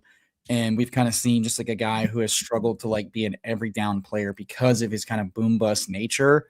So like I know he got paid a lot of money, but I'm just having a hard time of like Mahomes is Mahomes. How much are they going to really want to take the ball out of Mahomes' hand? And how much were they just kind of paying up for like an explosive ability they don't have on the team? But that doesn't mean I'm struggling with like how much do they actually use that versus just have like they've got it in their tool belt, not necessarily it's the main tool. I don't know. I'm a little skeptical, but I should definitely buy in a little bit because ultimately it's like whoever smashes in the playoffs, and he can certainly do that. Right. In this kind of format, you can't just be like, it could never happen, but he could easily drop a 30 burger in the playoffs. I mean, you could, yeah. You're just running that risk of like being. Do you like Gadsden at this price? It's fine. I'm still Strange over Gadsden personally. I'd be Henry over Gadsden and Henry over Strange. All right, I'm Strange over Henry. Really? Yeah. Surprised by that. I mean, Strange had one decent year? Henry's just like, well, Strange has only been in the league for like 2 years. Henry's just, he doesn't excite me, man. Like he had some games with 2 touchdowns last year where he was great, like really popped off. But I don't think that's really gonna. My issue with Henry is he's gonna be like over. He's gonna be like 32. He's like 31, 32 this year. And I think like his touchdown equity is really good, but I think AJ Brown is a pretty big knock to like him. His like ceiling, because like it's not just AJ Brown, right? It's Romeo Doubs too. Like you have 2 red zone big boy middle of the field guys now joining the squad. So like Henry's always going to be someone that like you can count on for 80 plus targets and lots of touchdowns, but it's gonna be like very feast or famine. So like I like him I'm always going to like him at cost for what he can give you in a best ball tournament, but it's like a breakout. Not really a breakout, but he's just consistent. When you already have Bowers on a team, he's not a bad guy to have with him because he's going to be consistent. You're not. I want the spike week guy though. Yeah. I want the inconsistent guy who can who can possibly break out. Because if he sucks, what did he at least spike for Bowers last year? What did Strange spike for in a week last year? Because I don't remember any spike. Maybe a touchdown in 50 yards, but not like a spike. I think he had a couple like really strong games where he was. I mean, you're not wrong. Like Henry had a couple of 2 touchdown games. Are going to like really be nice for you. But in weeks 3 and 4, he had 7 targets. So like it's that type of like, let me see, 3 games of 7 targets, multiple games with multiple red zone targets, no game with multiple touchdowns, but multiple, opportunities to do so. So like I look at a guy whose spikes were, certainly to your point, not as high as Henry's, more like in the 10 to 15 point range. But a lot of really close games, like week 18, Tennessee, 6 targets, 6 receptions, 1 touchdown. Like I Strange feels like a guy with a really high ceiling who's just not run really well on touchdowns. and if the offense just continues to be good and he continues to be healthy and the way they talk about him, my thing is like if they condense to 12 personnel, he excels. And in 11 personnel, it is what it is. With Henry, I don't know. Like it's 12. They can do 12 and 11 personnel. Same thing applies for him. I think from a touchdown spike, yeah, Henry's done it more often, but Strange just looks like he's just been more efficient from first downs per route run, yards per route run, and a target earning perspective. And then he's got Yak. He just hasn't been able to like put it all together yet. And it's like, what if this is the year he does in his third full healthy year? Well, he got injured last year too. Mendoza here, Jerry, with Bowers, Mendoza, Bowers. Never mind. Not with these quarterbacks. I think we're going to. Gets hurt Antonio Williams falling as far as someone I would click. I think we're done at 2 tight ends too. Running backs are probably dry. Wow. In this kind of format, probably. I mean, you don't need 3. You have Jackson and Purdy. Just lean into the 2. I think. Yeah. Wow, it's dry out here. Yeah, but this is what you built for. You built to just hammer receiver here in this range for a while because you're set at running back. Yeah, I'm probably looking at one of these rookies. I like Jeremy and A.D. Mitchell and Hurst. Jeremy, A.D. Mitchell, and Hurst. I'm cool with A.D. Mitchell. I've been mixing him in some more as well. Yeah, let's do that. Let's take Jeremy. I was mentioning that I want a little more of him as well. And let's take A.D. We can be done at 8 receivers and then just take 2 running backs with our last 2 picks. Make one of them one of the San Fran running backs since you got a Purdy stack going. I know you like Jordan James. I'm still a little in on Kalen Black. I don't mind a Justice Hill either with Lamar. I don't know how you guys feel about Justice Hill. He's the RB2 right now. Hill ever done? He's not. Look at last year. His spike is what, a 6? Catches passes and touchdowns. So stacking with Lamar is actually makes sense. Especially for anti-Henry games. Yeah. Yeah. I think Henry is going to be good again. He has never not looked good as a Raven. No, but there are 1 or 2 games where they get behind and Justice Hill gets a pass heavy script. Last year, lest you forget, week 4 versus Kansas City, 3 carries, 1 in the red zone, 6 targets, 5 receptions, 117 total yards, 2 touchdowns. I stand corrected. So okay.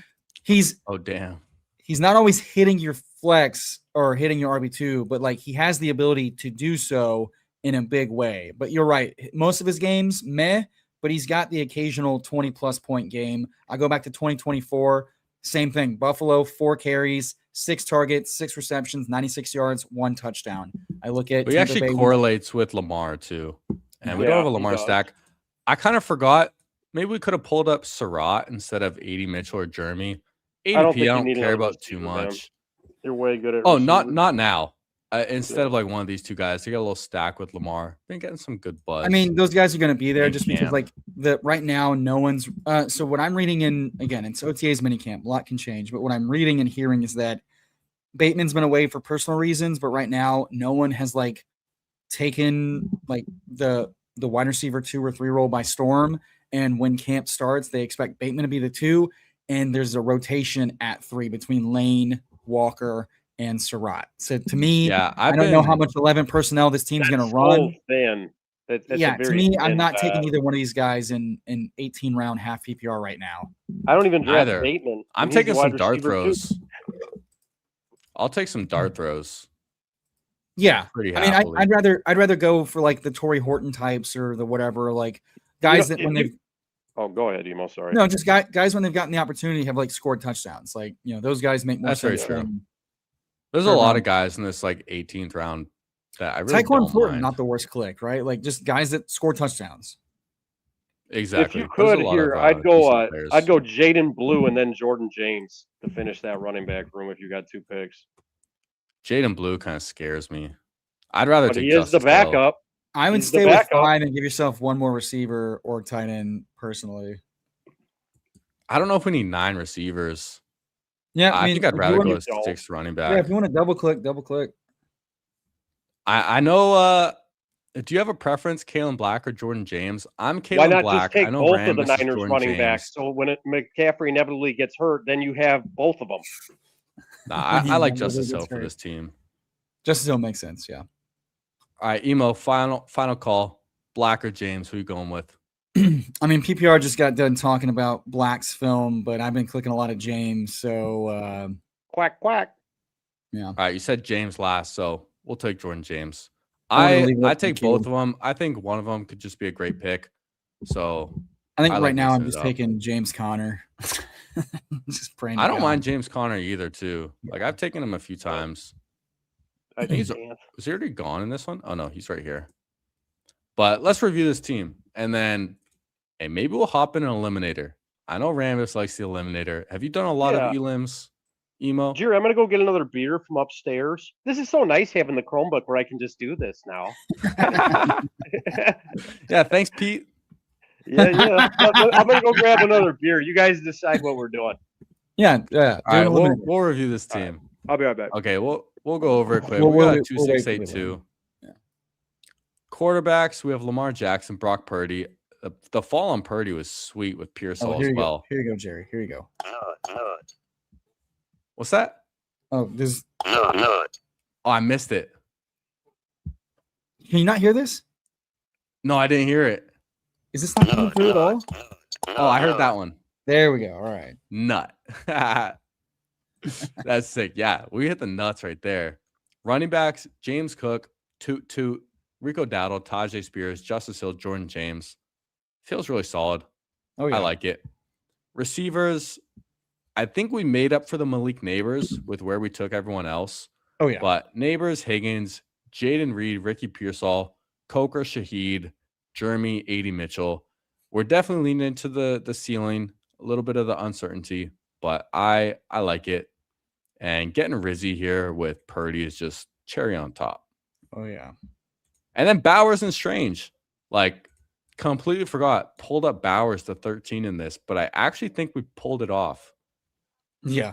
A lot of really, really interesting ceiling. If all these guys are healthy in the finals, you've got a shot at QB1, a shot at tight end 1, a shot at RB1 with Cook, and then you've got shots on goal for top 5 wide receivers with multiple of these picks. Like that's a fun. If you're building 2 at the onesies, this is how I prefer to do it. You know, where like I'm with you packing on upside. This is a good team. I'm with you this year. Like stopping at 2 quarterbacks and getting someone in like round 6, but getting 2 guys between like round 6, round 9, or 10 feels pretty solid this year. Yeah. You guys figure out what we're gonna do for the draft? we gotta rip an exterminator. Oh, the elim? Yeah, we're getting in the exterminator. Waiting for Rambus, you gotta have your tech team do you an AI like the eliminator font, but call it exterminator for your streams for like, you know, that'd be nice. Doing the exterminator. Yeah. You gotta have fun with it. You planning lean into it. Hey, are you planning on doing your own by the way? He landed. The plane has landed. Cups has returned. He's come home. Go. Back on American soil just in time. Yeah. It was getting dicey. Hey, speaking of Cups, when's this new episode dropping, Emo, of the tout competition? Is that going to be next Tuesday, or is it going to do the 2-week delay again? No, it sounds like it's Monday. Ooh. Yeah. Yeah. Have you guys had your debate already, I'm assuming? That's what it was, right? Don't give any spoilers. Don't give any. Yeah, I'm not at liberty to discuss much, but yes, don't be careful. Don't get yourself DQ'd. All that's been publicized is what Pete has said. Episode Monday, Jacob was the judge. It's debate time, and I'm a master debater. Man. I don't know. PPR might have you beat there. I don't know what his ladylike's been like recently. Yeah, we got 8. We got a lot of friends and family in this one too. We got Libra, Underzet, Batweed again, Jonathan. We got Kale in here. Yeah, the one thing is, at least with the eliminator, we're only drafting against these guys and competing against them week 1, and then it's every man for themselves. Yeah, and half these guys are gone after our shipper dominates them. So, advance. Exactly. But we can all make it out. 6 out of 12 in the eliminator. I think this is what, number 30 for me, maybe? I've done 31. I'm at 40. 40 is pretty nice. Have you done a lot, Emo?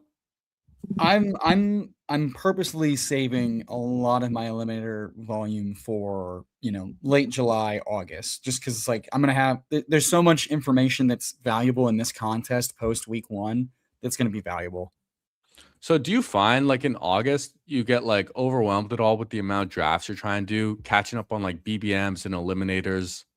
Or I'm not really too worried with volume because when I actually let myself draft as much as I want, I'm more than happy with the volume I get in. So what I'm actually doing, what I did poorly last year, when I'm doing better this year, is I'm mostly only drafting on stream, occasionally off stream. So my volume's pretty even keeled. My portfolio's pretty spaced out week in, week out for ADP.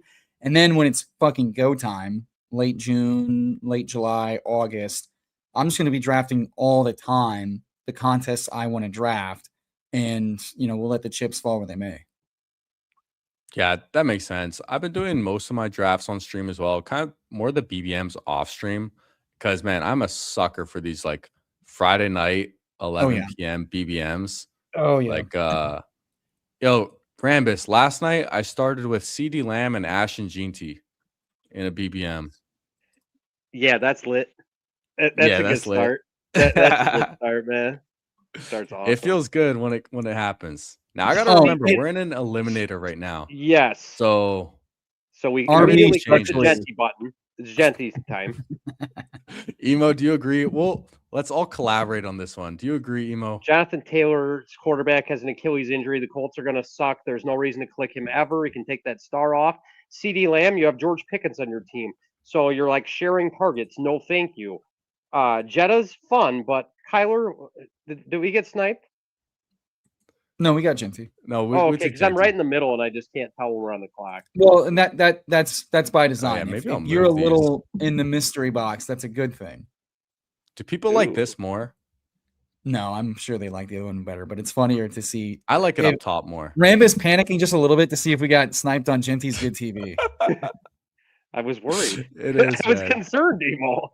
We're trying to draft a mega shipper here. We need to, We had to do it for Rambus. In Eliminator, I honestly don't mind the Genty's going to get like the same type of volume as JT, but we're not as worried about the offense from the quarterback and the wide receiver 1 as much as we are in Indianapolis. JT's the man, but they're probably in the exact same tier for sure. The ADP difference is too much. I'm Chase Brown over HN. Yep. Same. 100%. Okay. That was easy. Starting 2 running backs in the eliminator just feels good. I mean, it feels structurally correct. It feels good to start with 3 in the eliminator as well. Just letting you know. Because then that one of them has a bye. You still got 2 studs when that one has a bye. You want to keep yourself from getting eliminated ever. That's the goal. Well, the thing is, like the guys in this, like the top end running backs, their ADP isn't too much different from the other tournaments, but these middle range guys all go so much higher. And it's such a worse, it's such a worse trade-off for like what you're the bust versus upside ceiling case becomes much more dire. So in the eliminator, it feels even easier to click RBs in the first 2.5, 3 rounds because the 4th through 6th round feels like true like 2020 RB happy dead zone shit of like, are we serious? Are we serious? 3rd round. I'm kind of surprised. I'm kind of surprised people aren't even more thirsty for the running backs in the eliminator because they've been super thirsty in the other tournaments. But early on, doesn't seem as much. Although in this room, we do see Breece Hall at 21. We see Javonte at 24. So dude, maybe the second round Javonte has been. I had a shit ton of Javonte in the 4th and 5th in pre-draft. I have a decent amount of the 3-4 turn, but like this top 25 Javonte feels. It's expensive. That's a stretch. That's a stretch. I've mixed them in. I've done it in the eliminator when I'm starting like 3 running backs if I want to get a little weird. Because the week 14 bye is nice as well, but it's not a staple. It's a little cute of like, oh, I get a piece of the Dallas offense and it's a late bye week. It's like, well, okay, it's still Javonte Williams though. Like we're getting a little over our skis here of what we're expecting. I'm Olave or Devontae Smith. Yeah, I don't want to match. I'm Smith over Olave. I'm Smith over Olave, but if you're a real man, you'll take Rashee Rice. Ooh. Are you into it, Rambus? I don't know, man. He's out of jail. I'll do it with you. He ran from jail. That's so bullish. Dude, I haven't taken a lot of Rashee Rice, but he's gonna end up going higher. And take him now in the third eliminator before he becomes a 2-3 turn pick. Is my. And now we come back with Scatterboo. Hopefully. Oh, that scares me still. I'm still scared about Scatterbo. I'm not. I'm still a little scared. He's looking healthy. I'm more worried about Matt Nagy than I am about. That's the his thing. knee. I'm more worried about the Giants' offense as a whole. Yeah, but he catches passes awesome too. He catches passes, but actually, if you look at his game log last year, he had 2 games where he got 6 balls. One of them was with Russell Wilson as his quarterback. So honestly, I don't count that one. And the other one was against the Saints. Okay, we're on the clock. Do we want a receiver here or Swift? He got selected anyways. You either take 2 shots on Cincinnati or you take Egbuka for the. I'd take Egbuka here. Go Egbuka. I'm trying to vary my exposures through you guys. We got some different you fucking cocksucker. I'm different just kidding, bye weeks. Oh, yeah, well, I like Egbuka anyway. He could smash again, or just like maybe he just got a little early. The price is a little aggressive, but like getting the Bucs offense and a Z receiver connected to Zach Robinson feels like fine enough. He falls to us. I'll take guys when they fall. I take Terry there plenty often personally as well. Yeah, I don't hate that too. In there as well. That's how I get my Jaden Daniels exposure is through taking Terry about there. Yeah. The one thing about Scatterbo though, the other game that he got 6 catches in was against the Saints, and I was curious. I asked AI when at the point he caught the balls in the game. He didn't get his first catch until 1 minute left in the second half. And most of it was just like garbage time dump offs, like 2-minute drill, like PPR scam stuff at the end of the game, which is good that he's in that role and he gets that and can benefit from it. But it's not really like reliable and consistent. And a lot of his other games, you got just 2 catches in. I know you like Michael Wilson. That's his role, though. End of game, garbage time when no one tries on defense. Oh, and all of a sudden you got 5 catches in the fourth. For like 70 yards. Or like all of his running backs are injured and 4th overall pick receivers injured as well. Were you talking about Cam Scatterbo? Who are you talking about for that stat right there? He was just talking about Michael Wilson, but I was talking about Cam Scatterbo and the receiving. You were saying the catch up passes. Who was that for? Yeah, Scatterbo and his game against the Saints, I'm pretty sure it was. Yeah, so I'm more worried that Dayball spams running backs with targets, and swapping Dayball for one of the worst running back targeting OCs in Nagy and specifically Greg Roman is what I'm more worried about.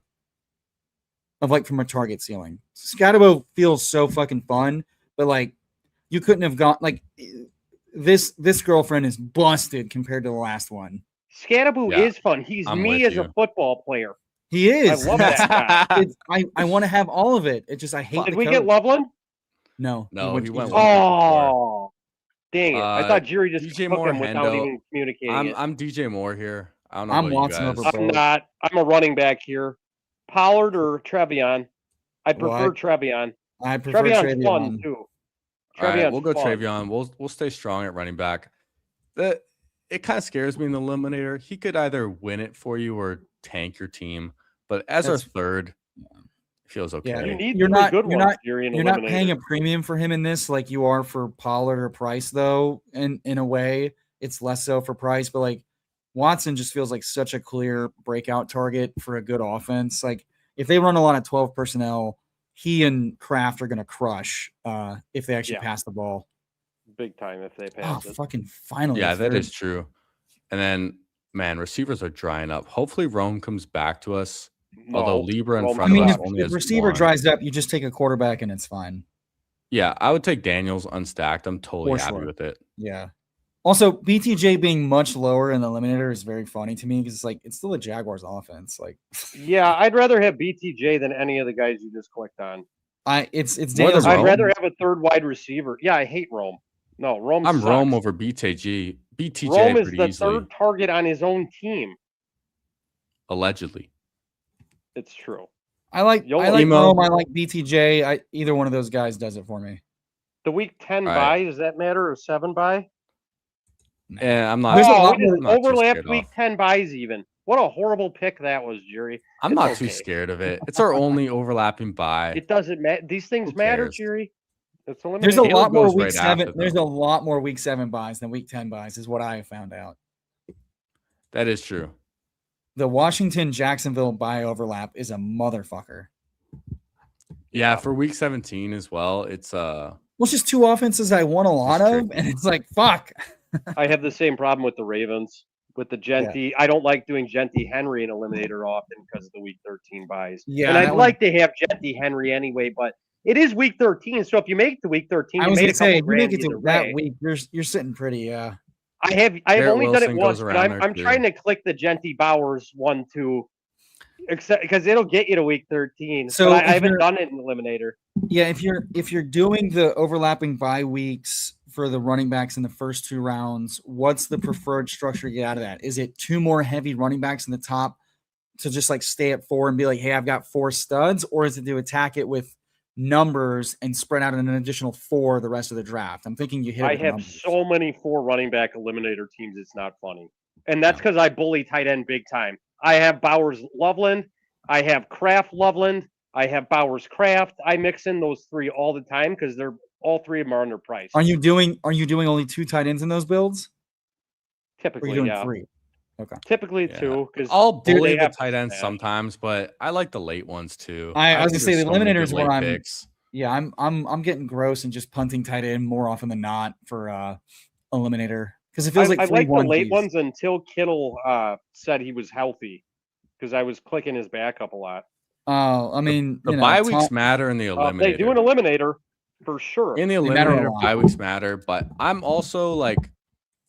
also like leaning into luck sometimes and just having luck on my side. So hey, maybe week 10 we get some other spoken guys like a who man that's have gotten lucky.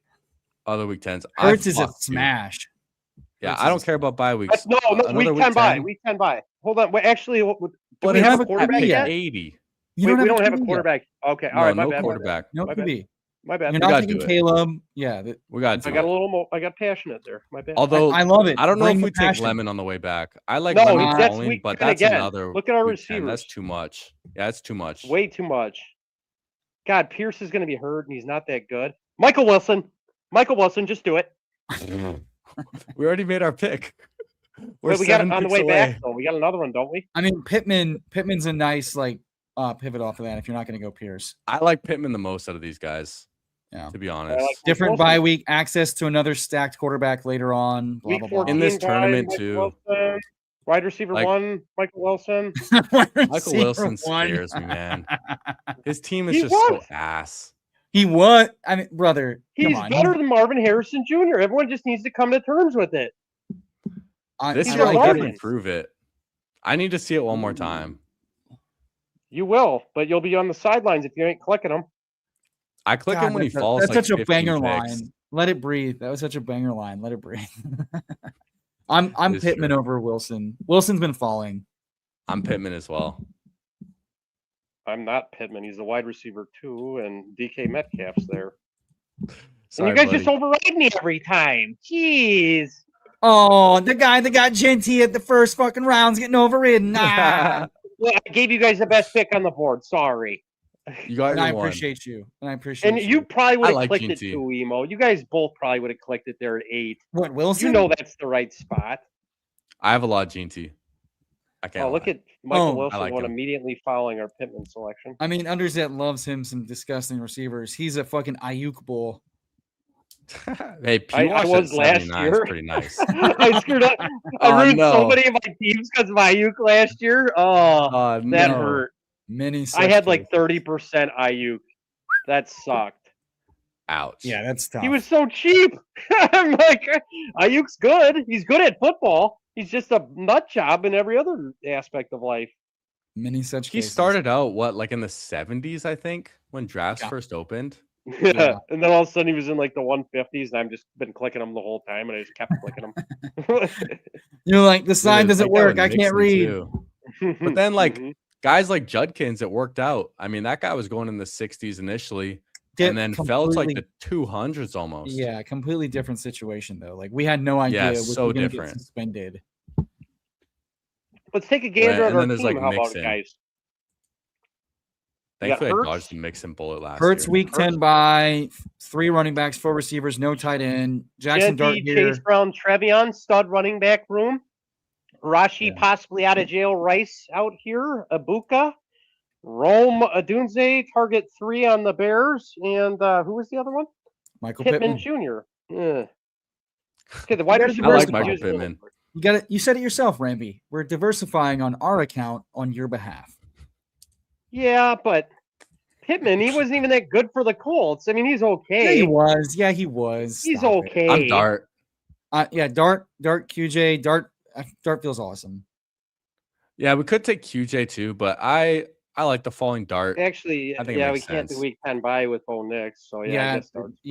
That's the Dart thing. gives you that different bye. Bo Nix. You need another running back though. 3 ain't enough. No, we need more running backs for sure. We have 3 RVs through 5 rounds. Though. It's not good enough. Yes, it is. Not an eliminator. Take a receiver first. Yes, it is. An eliminator, it's great. You can only start 3 every week. People get hurt every year. You just got to have a plethora. And then you want one of them not to just start, but to smash and get 15 to 20 points every week. So if you're rotating 4 good ones, 3 of them normally get you 20 plus every week. That's 60 points to your lineup. We've got 60 points in our lineup. Genty, Brown, Hindo, last I checked. I didn't know Rambus had plethora in his vocabulary. I mean, he is showing range I did not expect. Respect. Fuck you guys. It's all unlike my co-host on the Toxic Tower, he even pronounced it right. I'm legitimately impressed. That's not even condescending. I went to college. Are we looking at receiver here? Running backs is only JCM, Jordan Mason. I kind of like JCM. I don't mind JCM if you want to lean into the RB stuff. I wouldn't mind Rizzy P here also. I like Rizzy P. Yeah. I think Rizzy. Well, I can't see. I'd rather take. But I think you got 4 right now. We got 4. Let's you need another receiver. When week 10 happens, you need at least 3 right now that are decent. Because if you get to week 10 and you lose 2 of them, then you still got to start 3 either way. You got to have. Running backs are important in the eliminator, but I don't like shying away from receiver too. We need receivers for the upside, and to really carry you throughout the whole season, you need some receivers to hit. Concur. Yeah, you got really high upside receivers in this team, minus Rome. I still like Rome, man. If he can just be like healthy, like he was the first 6 weeks of last year, then he can smash. I mean, let's go down one more level. If Caleb Williams could stop sucking on his deep balls and actually put it in the fucking bucket, that would go a long way. Very true. Stop painting. I like Colson Loveland the most out of the Bears, though. I think he outscores both of them. Yeah, 100%. Yeah. I mean, I hope so. I have 30%. I have around 30% of Colson Loveland. Damn, and that's the one thing in the eliminator. Ooh. Like, why are Bowers and McBride more expensive in the eliminator? But Loveland's cheaper. To me, that makes no sense. Because they've already done it. It's just the history. Because, I mean, and this is I'm going to say I was disappointed. Loveland was, and I'm not surprised because Laporta coming off of his rookie year was in the fucking 2nd round before falling to the 3rd round in pre-draft to post-draft. But, like, Loveland starting out so expensive bummed me out because McBride coming into his 2nd full year was fucking round 5, 6, and I had it like 25%. And then and it's just like I understand like draft capital and stuff, but I was like, dude, I would love. Why is the narrative not small sample? He only did it in the back end of the season, so I can get a discount, so I can get a shit ton. It's only week 17.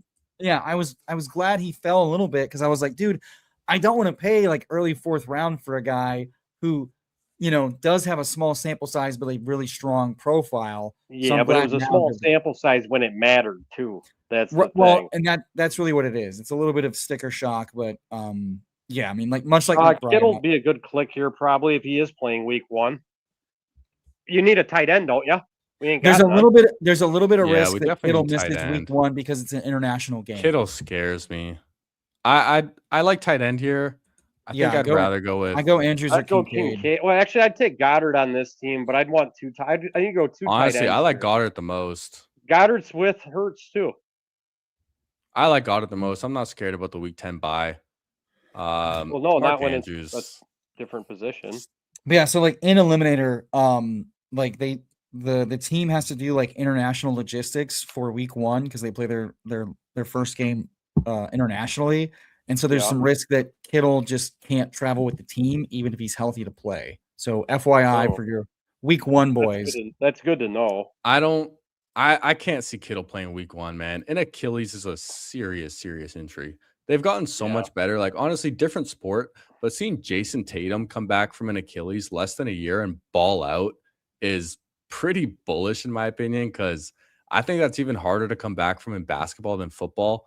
But Kittle being on the wrong side of 30, having an issue of soft tissue injuries doesn't make me feel warm and fuzzy about it. The two things working in his favor are he is an elite athlete across the board, and the location of the Achilles was higher up, so it did not require as much extensive surgery and repair as Aaron Rodgers would.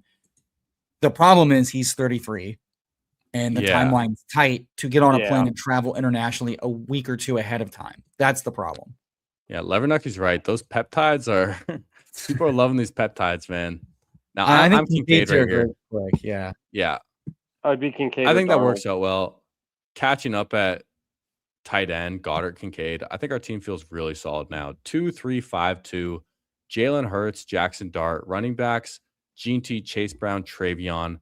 Receivers, Rice, Igbuka, Rome, Pittman, Pearsall.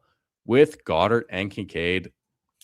Yeah, it feels really it's balanced. A shipper, that's for sure. It's definitely shipperish. She's shipping. Yeah. We're going to need a little more at receiver, though, still. And running back. I thought even about going the Darnold click there. Just because, even when you take two good quarterbacks on their bye, do you really want to have one game with Jackson Dart only to determine your fate? I don't. Remember that game where he had 6 total yards last year? That was great. Do you remember who the coach was at that point, though? Does coaching really make that big of a difference? Yeah. Yes. Sometimes, yes. And Harbs does bring a baseline. It's a bumpy baseline, but it's a baseline. Yeah. I don't view Darnold any that differently from a floor ceiling as I do Stroud, Bryce, Dimes, and Jones, quite frankly. Yeah. So I don't want to pay the premium. Dimes for sure. I have him above Dimes. Off of that injury, I very much do. If Dart stays healthy, then the rushing upside is really nice, but he went in the tent half the games he played in, which does not feel great. You know what wouldn't be a bad click coming up? The Algier button wouldn't be that bad.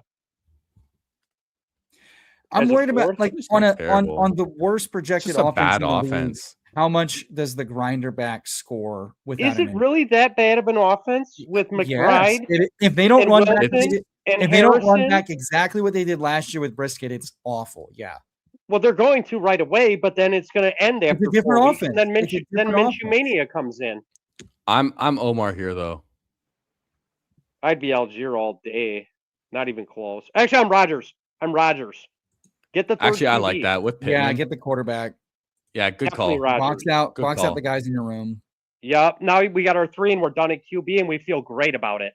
Yeah. Beautiful. I was thinking Omar and we could get Gino on the way back, but you never Gino know. Gino and Eliminator feels running back so tab. bad. Like the running back tab. Rodgers feels better. Yeah. So all those guys are coming up here. Sharps would be lovely. We're not even going to need him till he's there. Sharps and Eliminator feels awful. I don't like it. No, not when you have a start of Genty, Chase Brown, and Trevion. You just said you want to rotate. You just said you want to rotate 4 guys for weeks. Oh shit, week 11. Never mind. Sharps is not going to be available till week 10 at the earliest. I've heard totally different things, Emo. You are hearing speculation. I've been doing this a long time. Just trust the doctor, which is me right now in this moment. Dr. Cowboy? Dr. Mr. Cowboy to you. Don't touch me, I'm Emo. Omar or a running back. Like Tickle Me Elmo. About Emo? I like Cooper at this cost. I like Cooper too. And then I You think guys we can watch slam South running Park every backs. once in a while or no? Yeah, I love South I haven't Park. watched it in a minute, but I enjoy it. They had this one episode where there was "Don't Touch Me, Elmo" for Christmas, and he'd be like, "Oh, touch me," and then they made him have a tooth dispenser. More. Ah! It was ridiculous. South Park's hilarious. I love South Park, man. Yo, their interpretation of Canadians is so funny too. Yeah. Incredible. Yo, will T. Ferg be the Rams wide receiver 3? I think so. Sounds like it. Hope. I hope so. Until they sign Diggs, and then it's toast. No way. I feel like they're gonna bring in a vet. I don't know about Diggs. They're gonna bring in a vet. It's gonna be Debo or Diggs or somebody like that for sure. I think Diggs should go to probably the Packers. Actually, I'm just saying. I don't think. I'm just saying. You're the Rams. You just traded. Hold on, I need to make this pick.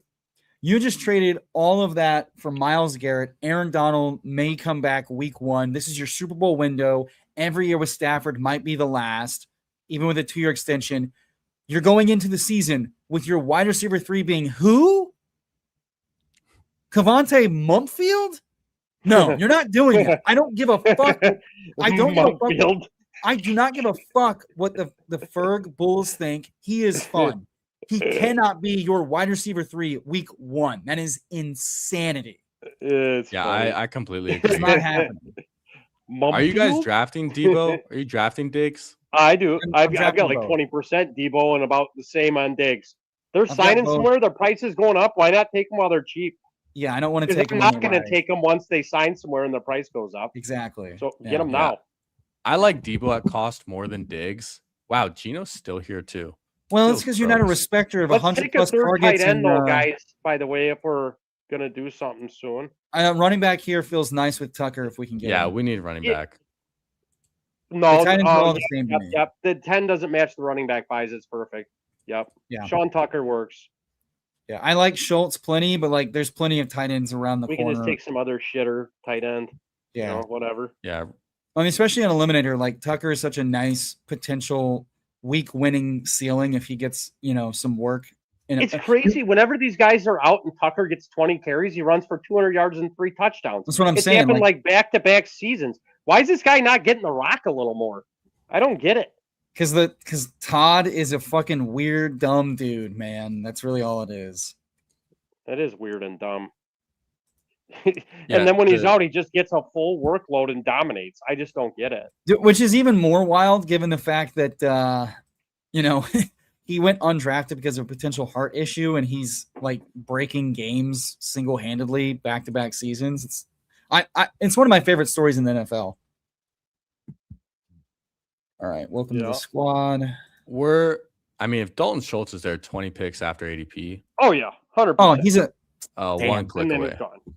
What's the bye weeks for tight end? Freiermuth with Rodgers. You got to double Rodgers. Yeah. Cook it up, and the buys work out perfect. I like Cade more than Pat Freiermuth, but you want to give yourself with the more bye than 1 weeks. out. We have 2 bucks already. We have exactly Tucker and Igbuka. Let's get the buys. Yeah, no, perfect. Yeah. I like Freiermuth. They're not. That I figured out how to enlarge the screen on the Chromebook too, so I can actually give an opinion. Hey, let's go. I'm cooking now. Dude, the fucking full screen Rambus. We're ready. Yeah, I can see the board. I can give opinions. God, last night's stream sucked so bad. I couldn't see the board. I'm tired. I was way too drunk. I'm glad to be back. We're back, boys. Ramby's here. Let's go. we got first beer Ramby right now too. So I don't think that's true. Okay. I don't think we've ever seen first beer Ramby. I do have to grill food for my children after this, guys. So I can't do another one. Please feed the children. This doesn't need to be starving Africa. I'm grilling burgers and dogs, and then we're doing some corn on the cob. Happy Father's Day to all the fathers out there, by the way. I'm going swimming at the local aquatic center with the children tomorrow. There you Maybe go. I'll post a video. Who knows? Maybe you will. You guys can see my old 40-year-old dad bod. Not great. It's not awful, but it's not great. Chat real quick. Can you clip that and just make it say Rambus saying, maybe you'll see my hole? Just stop it right there. Just post that to Twitter for me. Emo cowboy. Never change, buddy. Yeah, we're going for the 4-hour stream today, man. This might be Yeah, my we last. came in here to help the cause, don't Jerry. wanna Me and stop, Emo man. coming in We're hot, having saying, fun. "Hey, buddy, it's Saturday. We're here to party." You know, we'll We're here hop to in. party, man. We're having Happy fun. cream pie day to me. Oh, Emo. All right, we're on our last 2 picks here as well. Do we want 5 running backs, 7 receivers? I think that's where we're headed. Yeah, that's where I would be headed. Yeah, because right now we only got 4 receivers after on the week 10 bye. We're only going to have 4. We could probably use a couple more. I think we take our running back first because it's thinner. Agreed. Maybe get I'm just going to queue guys up. What about I Helani? like Hill. I'm not afraid of Helani. I like Hill the most, probably. Helani's probably starting week 1. Emo, if you're buying into this Charbonnet out thing till week 10, what if Helani gets the job and he kind of runs with it and he's decent? Then he's there probably until Sharp's. We'll do it for Ramby. We'll do it for Ramby. Okay, here are issues working against Helani. They did sign Emmanuel Wilson, not for a ton of money, but Helani's not making that much money either. What's up, Biff? And then Helani's like, this guy's been in the league doing dick all. He gets similar work that Sharps got last year. Doesn't matter that much. Like, to me, they spent a first-round pick on Price. They're going to split the backfield. I don't think Helani's going to get a bunch of high-value touches, though. So, I just don't care. The thing is, my first share. You know who's a regression candidate this year after losing their coaching staff? The Seahawks. What if they just aren't as good this year? This is very possible that they aren't that good this year and miss the playoffs entirely. I don't disagree. That doesn't make it good for the fucking RB2 Helani. No, it doesn't. But an eliminator, and you think you're going to get 4 or 5 weeks out of him on a team that has Genty, Chase Brown, and Trevion, you're not that worried about it. Give me that 4 weeks of your 8s. Whatever. We'll take them. I think. Oof. Are we on the clock? I think I'm Taekwon just for the veteran Kansas City pass rate thing. Did we get someone who's going to play? I don't love taking a rookie. Give you the last pick. You got 2 shots at Kansas City touchdowns. I don't love taking a rookie this late, an eliminator. And Taekwon was legit better than Worthy last year in deep passing efficiency. And he's right now the locked-in wide receiver 3 per all the beat. Yeah, otherwise I'd be Bernard for the triple, the Rodgers triple. I'd be with Bernard. That's a lot for one team in the eliminator. Not really. What if they rotate weeks? What if the second leading scorer on the team each week gets you a 9? When you last round, if you're getting a 9 every week, you're feeling great. Or also, even that 1 week contribution. Yeah, my thing with Helani is what does he actually do? I don't think it's much. Is he actually good? I don't think so. And then does he actually have the RB2 role to himself? By the end of the summer, by end of camp, I don't know that that's true. So why should I click an ambiguous RB2 on a potentially bad offense with a first-round rookie running back versus just taking a guy like Vidal, a guy like Blue, a guy like P. Ryan, an eliminator? I'd rather just take the RB2 that's locked in for the entire season or has shown me a ceiling. I just don't know that. What is Helani's 6 to 7 touches do for you? I completely agree with you. I'm definitely on your side. This is my first share of Helani. I did it trying to be a nice, considerable host for our boy Rambus. You did great. I just want to shit on this. I feel great, man. I agree. I agree. We're all out here smoothing our exposures out today on my dime. Camp News has wrong with that running back room. Camp News has Helani way ahead of Wilson because Emmanuel Wilson had a personal reason to be away from the team for a majority of OTAs and minicamp. So it's just we're getting a little out of our skis with he was the only vet from the last regime that was in-house. Then it was the rookie, and Emmanuel Wilson was missing time. Is this why you're waiting on all your eliminators, Emo? Because you're just waiting for complete certainty before you draft all your teams, and then you hope that everyone's going to be pounding the limbs right at the end? Or you're just going to pick a bunch of slows? My thing is to collect all of your souls week 2, 3 on that you had a bunch more dead spots than I do in early late August drafts. I've got better information. Won't be my running back room, that's for sure. My running back rooms are lit every time. If you're hitting the fucking click Helani button, I have a good feeling about my running back rooms versus yours. It's a 5th running back with 4 studs. Not a big deal. He won't matter, Emo. Then don't click him. Stick with 4. Nah, I like that extra one. I love eliminating. To me, every pick matters. It does. Yeah, every pick does matter, fun. And I've seen it matter. When you lose a good team in week 8 because you didn't have more of some position and it's like you only got 2 or 3 guys, oh, it sucks because the injuries matter. People are going to get hurt, so you have to be deep everywhere. It's important. Yeah, one of my best teams last year that went the furthest actually had Malik Neighbors on it, and I did not draft a lot of Malik Neighbors. It was one of the few teams I had, and it made it to like week 9 or something like that with a dead Neighbors, which if it was only one pick different, could have gone a lot further, I'm sure. Yeah, my worst beat about that was 2 or 3 years ago in the Golden single entry winner take all. I had hold on, I'm about to pick it. This story's hilarious. I made it to the finals of that team. I went in with no quarterbacks because it was Daniel Jones. God, that happened to me last year too, Emo. Daniel Jones ACL out, and then Russell Wilson announced getting sat for Stidham that week. So I had no quarterback points. Stidham goes and scores like 28 points versus Vegas. So tilting. My running back room is Kyron in the 17th for 3 touchdowns, like 30 points. I had like a nutted RB room. The wide receivers do their job, tight ends do their job, but it's headless, no quarterback. And I just stall out in 18th. And I'm like, I've hated Sean Payton ever since. All you needed was like 10 points too, and you're just making. I just needed a quarterback to be. You just need like a decent week, like not even a good week. On a bad one would have done it too. Yeah, I was the same way in the Big Board Championship last year. I went in without a quarterback. Jordan Love didn't play, and the quarterback I had besides him was already out. But then Jordan Love was questionable the whole time, so I'm sweating it right until the same day. Yeah, and then he's just not in. I'm like, oh fuck. And then the rest of my team cooked too. It still made me some money, but shit, man. Yeah. But hey, guys, are we done now? We're done now, brother. We're done. All right, I gotta get some food, guys. Go cook dinner. Happy cream pie day to you and the fam. Cooking, man. Thanks for joining. Getting the Rambus energy in here, man. Happy Saturday. Yeah. Hey, keep doing these long streams, Juries. These are fun to hop into randomly and just kind of crash or. It's a good time. Yeah, we're having fun out here, man. Ripping the long ones. We're trying to take Pete's advice. Going a little longer. So when you say you're going longer, just title it "Crash and Burn" because someone's gonna crash it, and you never know. Maybe we'll start doing that. We'll start doing like impulsive guests are welcome or something like that. Yeah, I mean, it's kind of a fun mystery concept. guest at some point. Mystery guest. Someone will come in and say some shit. Yeah, hey, good being on stream with you again too, Emo. By the way, good to see you, Ramby. Later, guys. Take care, man. Happy Saturday. Right. Yep. Now I got to figure out how to click out of this thing. Jesus. Oh, this is fun. Let's just let it happen. We're gonna wait for it. Don't help. I'm not helping.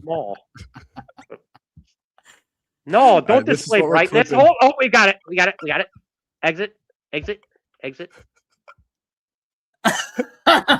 Rambus is out. So good.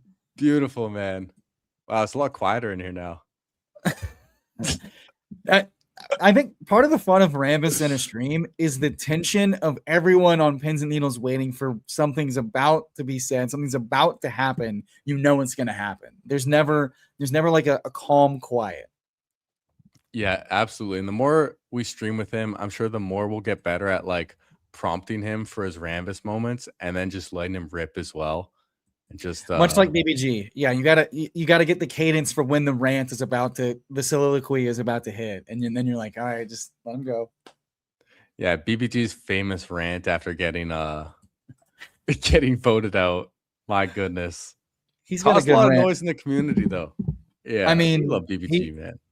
BBG's good for a good rant once a month when he's really cooking. Once a quarter for sure. And those are priceless. Yeah, I gotta reconnect with BBG again. I tried to get him on the 300 stream, but he was just about to move. So I'm like, makes perfect sense. Do your thing. But he's back to streaming now too. He says he's settled in now, but he's curiously busy with private clients. He's real busy for a guy who's unemployed, has a lot of people asking questions the t-shirt already answers. My goodness. Now, what do you say we review this team real quick? Let's do it, Jerry. I'll let you take over too. Jalen Hurts, Dart, and Rodgers feels like a great quarterback room with floor and ceiling and no overlapping bye weeks for the Exterminator contest.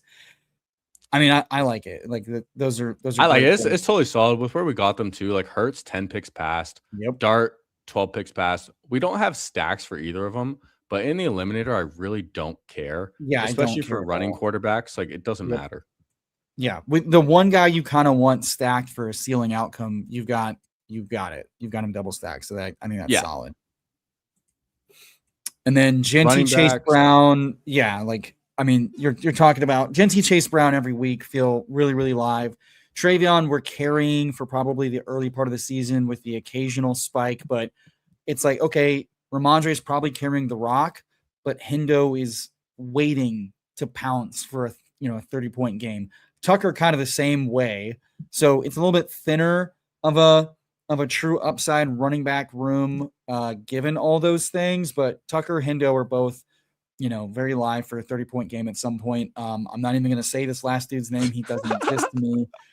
And then Mr. Jail Time himself, as far as the touchdowns, like Rashee Rice, year over year, one of the top 7 wide receivers in expected points per game. It just is what it is. Get on board or get out of the fucking way and get run over.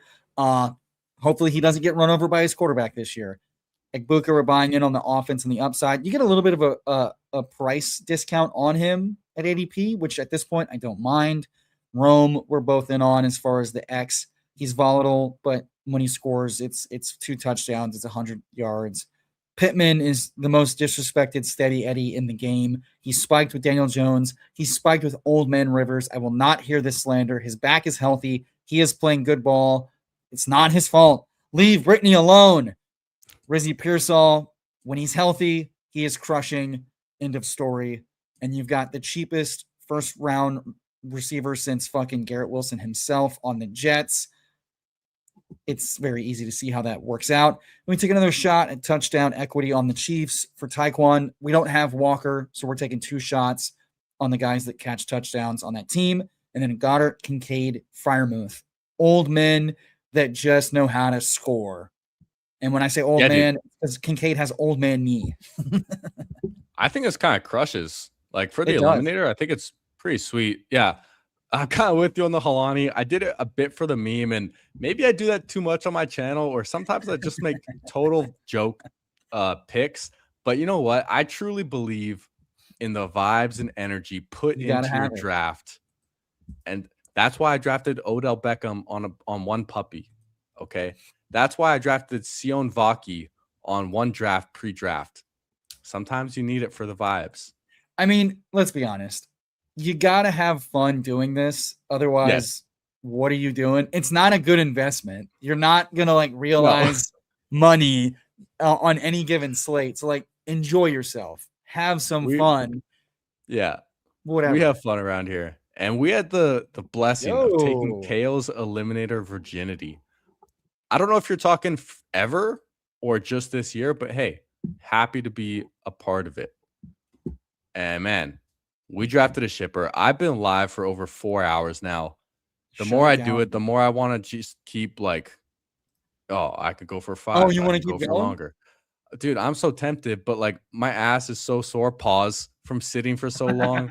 And I haven't eaten anything today. It's 4 o'clock. So I think the responsible thing, I got to touch some grass. I got to get in the gym. I got to go have sex tonight. So let's, what do you say we end this off? Emo, thank you for crashing the stream, my friend. Appreciate it. And Rambus, you're not here right now, but thank you for crashing the stream as well. It makes it more fun. Instead of a 3-hour stream or 2.5, it's 4 now too. So hopefully the people enjoyed. We'll draft again sometime soon. I love you guys. Joy is beautiful. And we're going to end this stream. Hey, damn it. Hey, down. Hey, boy. Yo. Oh, dude, I just fell off my stool too. Yo, what a way to end this stream. Okay.